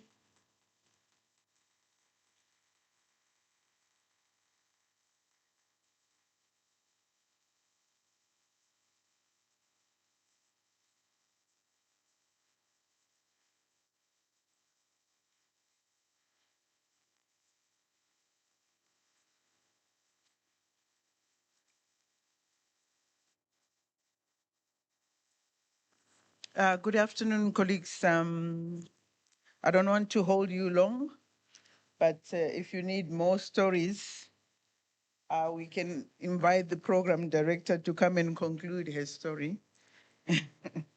But anyway, on a serious note, thank you so much for participating in this very important program. I mean, it's heartwarming to see the auditorium this fall. So to see so many of you actually taking teaching and learning festival as a serious matter is something that really we acknowledge. So I just want to just maybe extend my gratitude to the leadership from the College of Agriculture and Environmental Sciences, Prof. Mapodi and Prof. Ganta, together with their teams, the school directors, the CODs who are here. I also like just to thank Prof. Mamba in his absentia, and the team, the executive college management, the school directors, the CODs who also are here. Recognizing, of course, the keynote speaker that graced us also this morning, Prof. Mpatlele. We really appreciated the time. I'm sure all of us enjoy that address, that it was a very engaging presentation and an eye-opening presentation. All the academics who are here, whether you are a professor, whether you are an associate professor, senior lecturer, junior or adjunct or lecturer, or even the technical staff members that are here, we actually acknowledge all of you, because without the work that you do, we will not be here. Even the administrative staff members, the teaching and learning space, the work of the academic is not complete without your support. So we acknowledge all your work, not just to organize this event, but the work that you do every day. I want to thank more so the quality assurance heads from both colleges and the heads of teaching and learning from both colleges that have engaged and put this program in the organizing committee. Just as a reflection, without taking much of your time, I know some are traveling to Limpopo. Today is month end. So, so people are checking time. So I don't want you to be stuck on N1. So without taking much of your time, I just, the reflection on the theme for this teaching and learning festival really is very, very important. And I think it's something that from this engagement, we need to take with us, because the conversations at times that we have contestations on the technologies. We have contestations on the integrity issues. We have contestations on excellence. But we are in an era where we can't run away from the technology. And the keynote address today was actually saying to us that we have to get to a place of transforming and accepting technology so that it enables us to do that we should do even better with excellence. It shouldn't be a hindrance. So if we are going to look at technology as a hindrance, then we will remain where we are. We will remain, and the students, by the way, they become ahead of us. So the reason why at times there is so much stress from us academics about technology is because we have not moved with technology. We are still stuck on the way we used to do things, the comfortable areas that we used to actually focus on. But the students have embraced technology. We are teaching a completely different type of a people. If we are not going to be moving fast enough to catch up, then you will be actually appearing before the DCs. Yesterday we were in a department where one of the lecturers said, they actually go to disciplinary committees where they are being called because they've said the students used AI. So they are called, the student goes to also the DC, then the student shows up with a lawyer. The lecturer shows up on his own with the minimum evidence that he has, that the student, to prove that the student used AI. So then he said, you can imagine how when you come out there being defeated as a lecturer, you're convinced in your heart that this person cheated, but you don't have proof before the law that this student cheated. So he said, we are in an era, digital environment, where, students, because they've gone in, you don't know what type of evidence you need to take with you to actually prove, or you can't even prove sufficiently. So the lawyer says, did you say the student should not use technology? Did you say the student, where is your policy which says they should not use it? So then he realizes he has nothing to stand on. So I think what we're saying is we talk about, digital futures or the new era that we are in, is that we need to embrace it. Embrace it such that students and us use it in a very ethical way. One student said to one academic, you accuse me of using AI, yet you generated the assessment using AI. So how then did you get, why can I use it? You use AI to generate these questions. I'm now using it to respond. So is there a problem? Why wasn't there a problem when you were using it to generate the questions? And now when I'm responding, you have got problems. So you see, you can't win before the courts when the student brings a lawyer, and then this is what you have done also. So we need to, all of us, embrace this space. But also integrity does not come just in assessments. Integrity says we are developing a community of people that are responsible, even outside the class, because it's not about integrity. A value of integrity cannot count when it's only on assessment. Integrity says, how do we, all of us, embrace the values that we stand on? We say we have got value of integrity, values of being ethical, values of being, responsible. How then do we not bring those even in the engagements with the student, and then we want to use it at the end as an assessment? So we actually have to start instilling these in us, in the students, so that going forward we are all holding, all of us together. And it's very important to talk about inclusion. And I liked Prof. Kanta's also scenario of, and also the keynote speaker, of touching on different areas of where we can exist and be student at UNISA, that we actually design, assuming that the student will have access in a certain way. But some small things that we actually don't even take into cognizance or recognition is that those issues that are not a problem for us sitting here are a huge problem for a student elsewhere. So do we think about those when we are designing? Do we know the profile or the demographics of our students? Who are we designing for? So she was actually saying we shouldn't be worrying more about how we teach, But what are we teaching and why are we teaching and who are we teaching? If we don't know who we are teaching, then we're actually finding ourselves in these squabbles that we're actually going around with.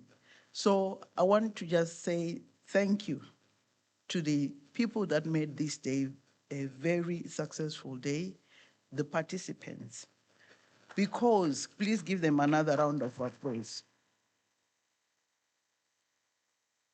Because if whether Ephraim you were told by the director or whoever said come, whether you are nominated, whether you saw an opportunity and said I can, you all stood up with that, bravery. It takes boldness to put on such a very comprehensive portfolio of evidence. It's not to be actually trivialized. It's a lot of work. You are all doing great work to put those portfolios and come and commit to present here. We really acknowledge your efforts, your excellent work that you're doing.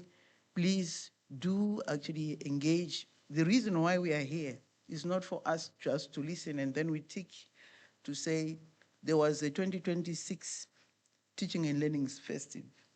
The reason why we have these events is that we look at our own plans, our own spaces to say, my module is struggling here.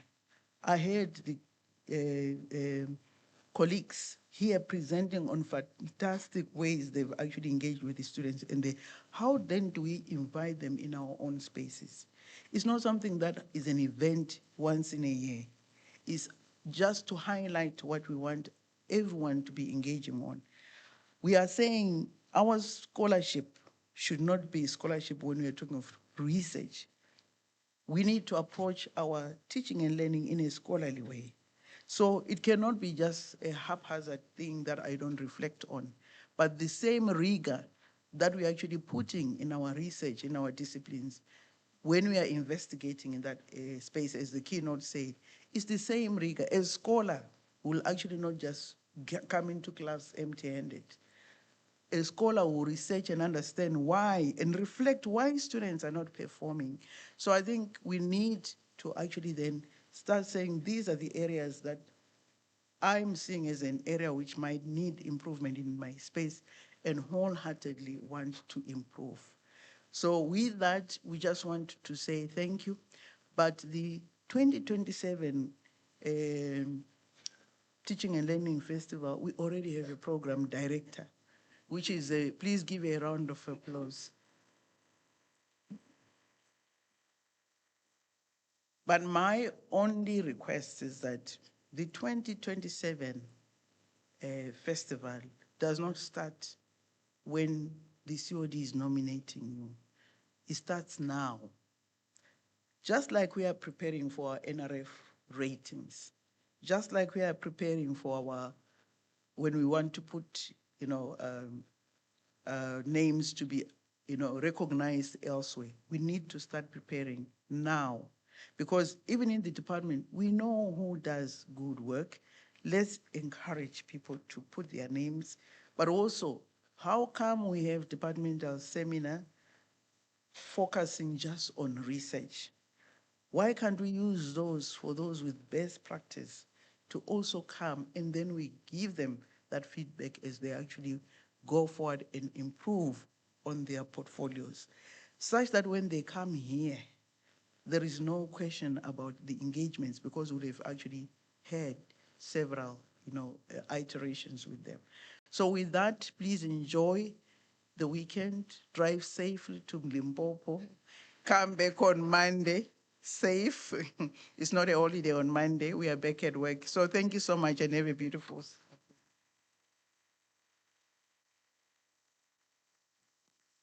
Thank you so much, Prof.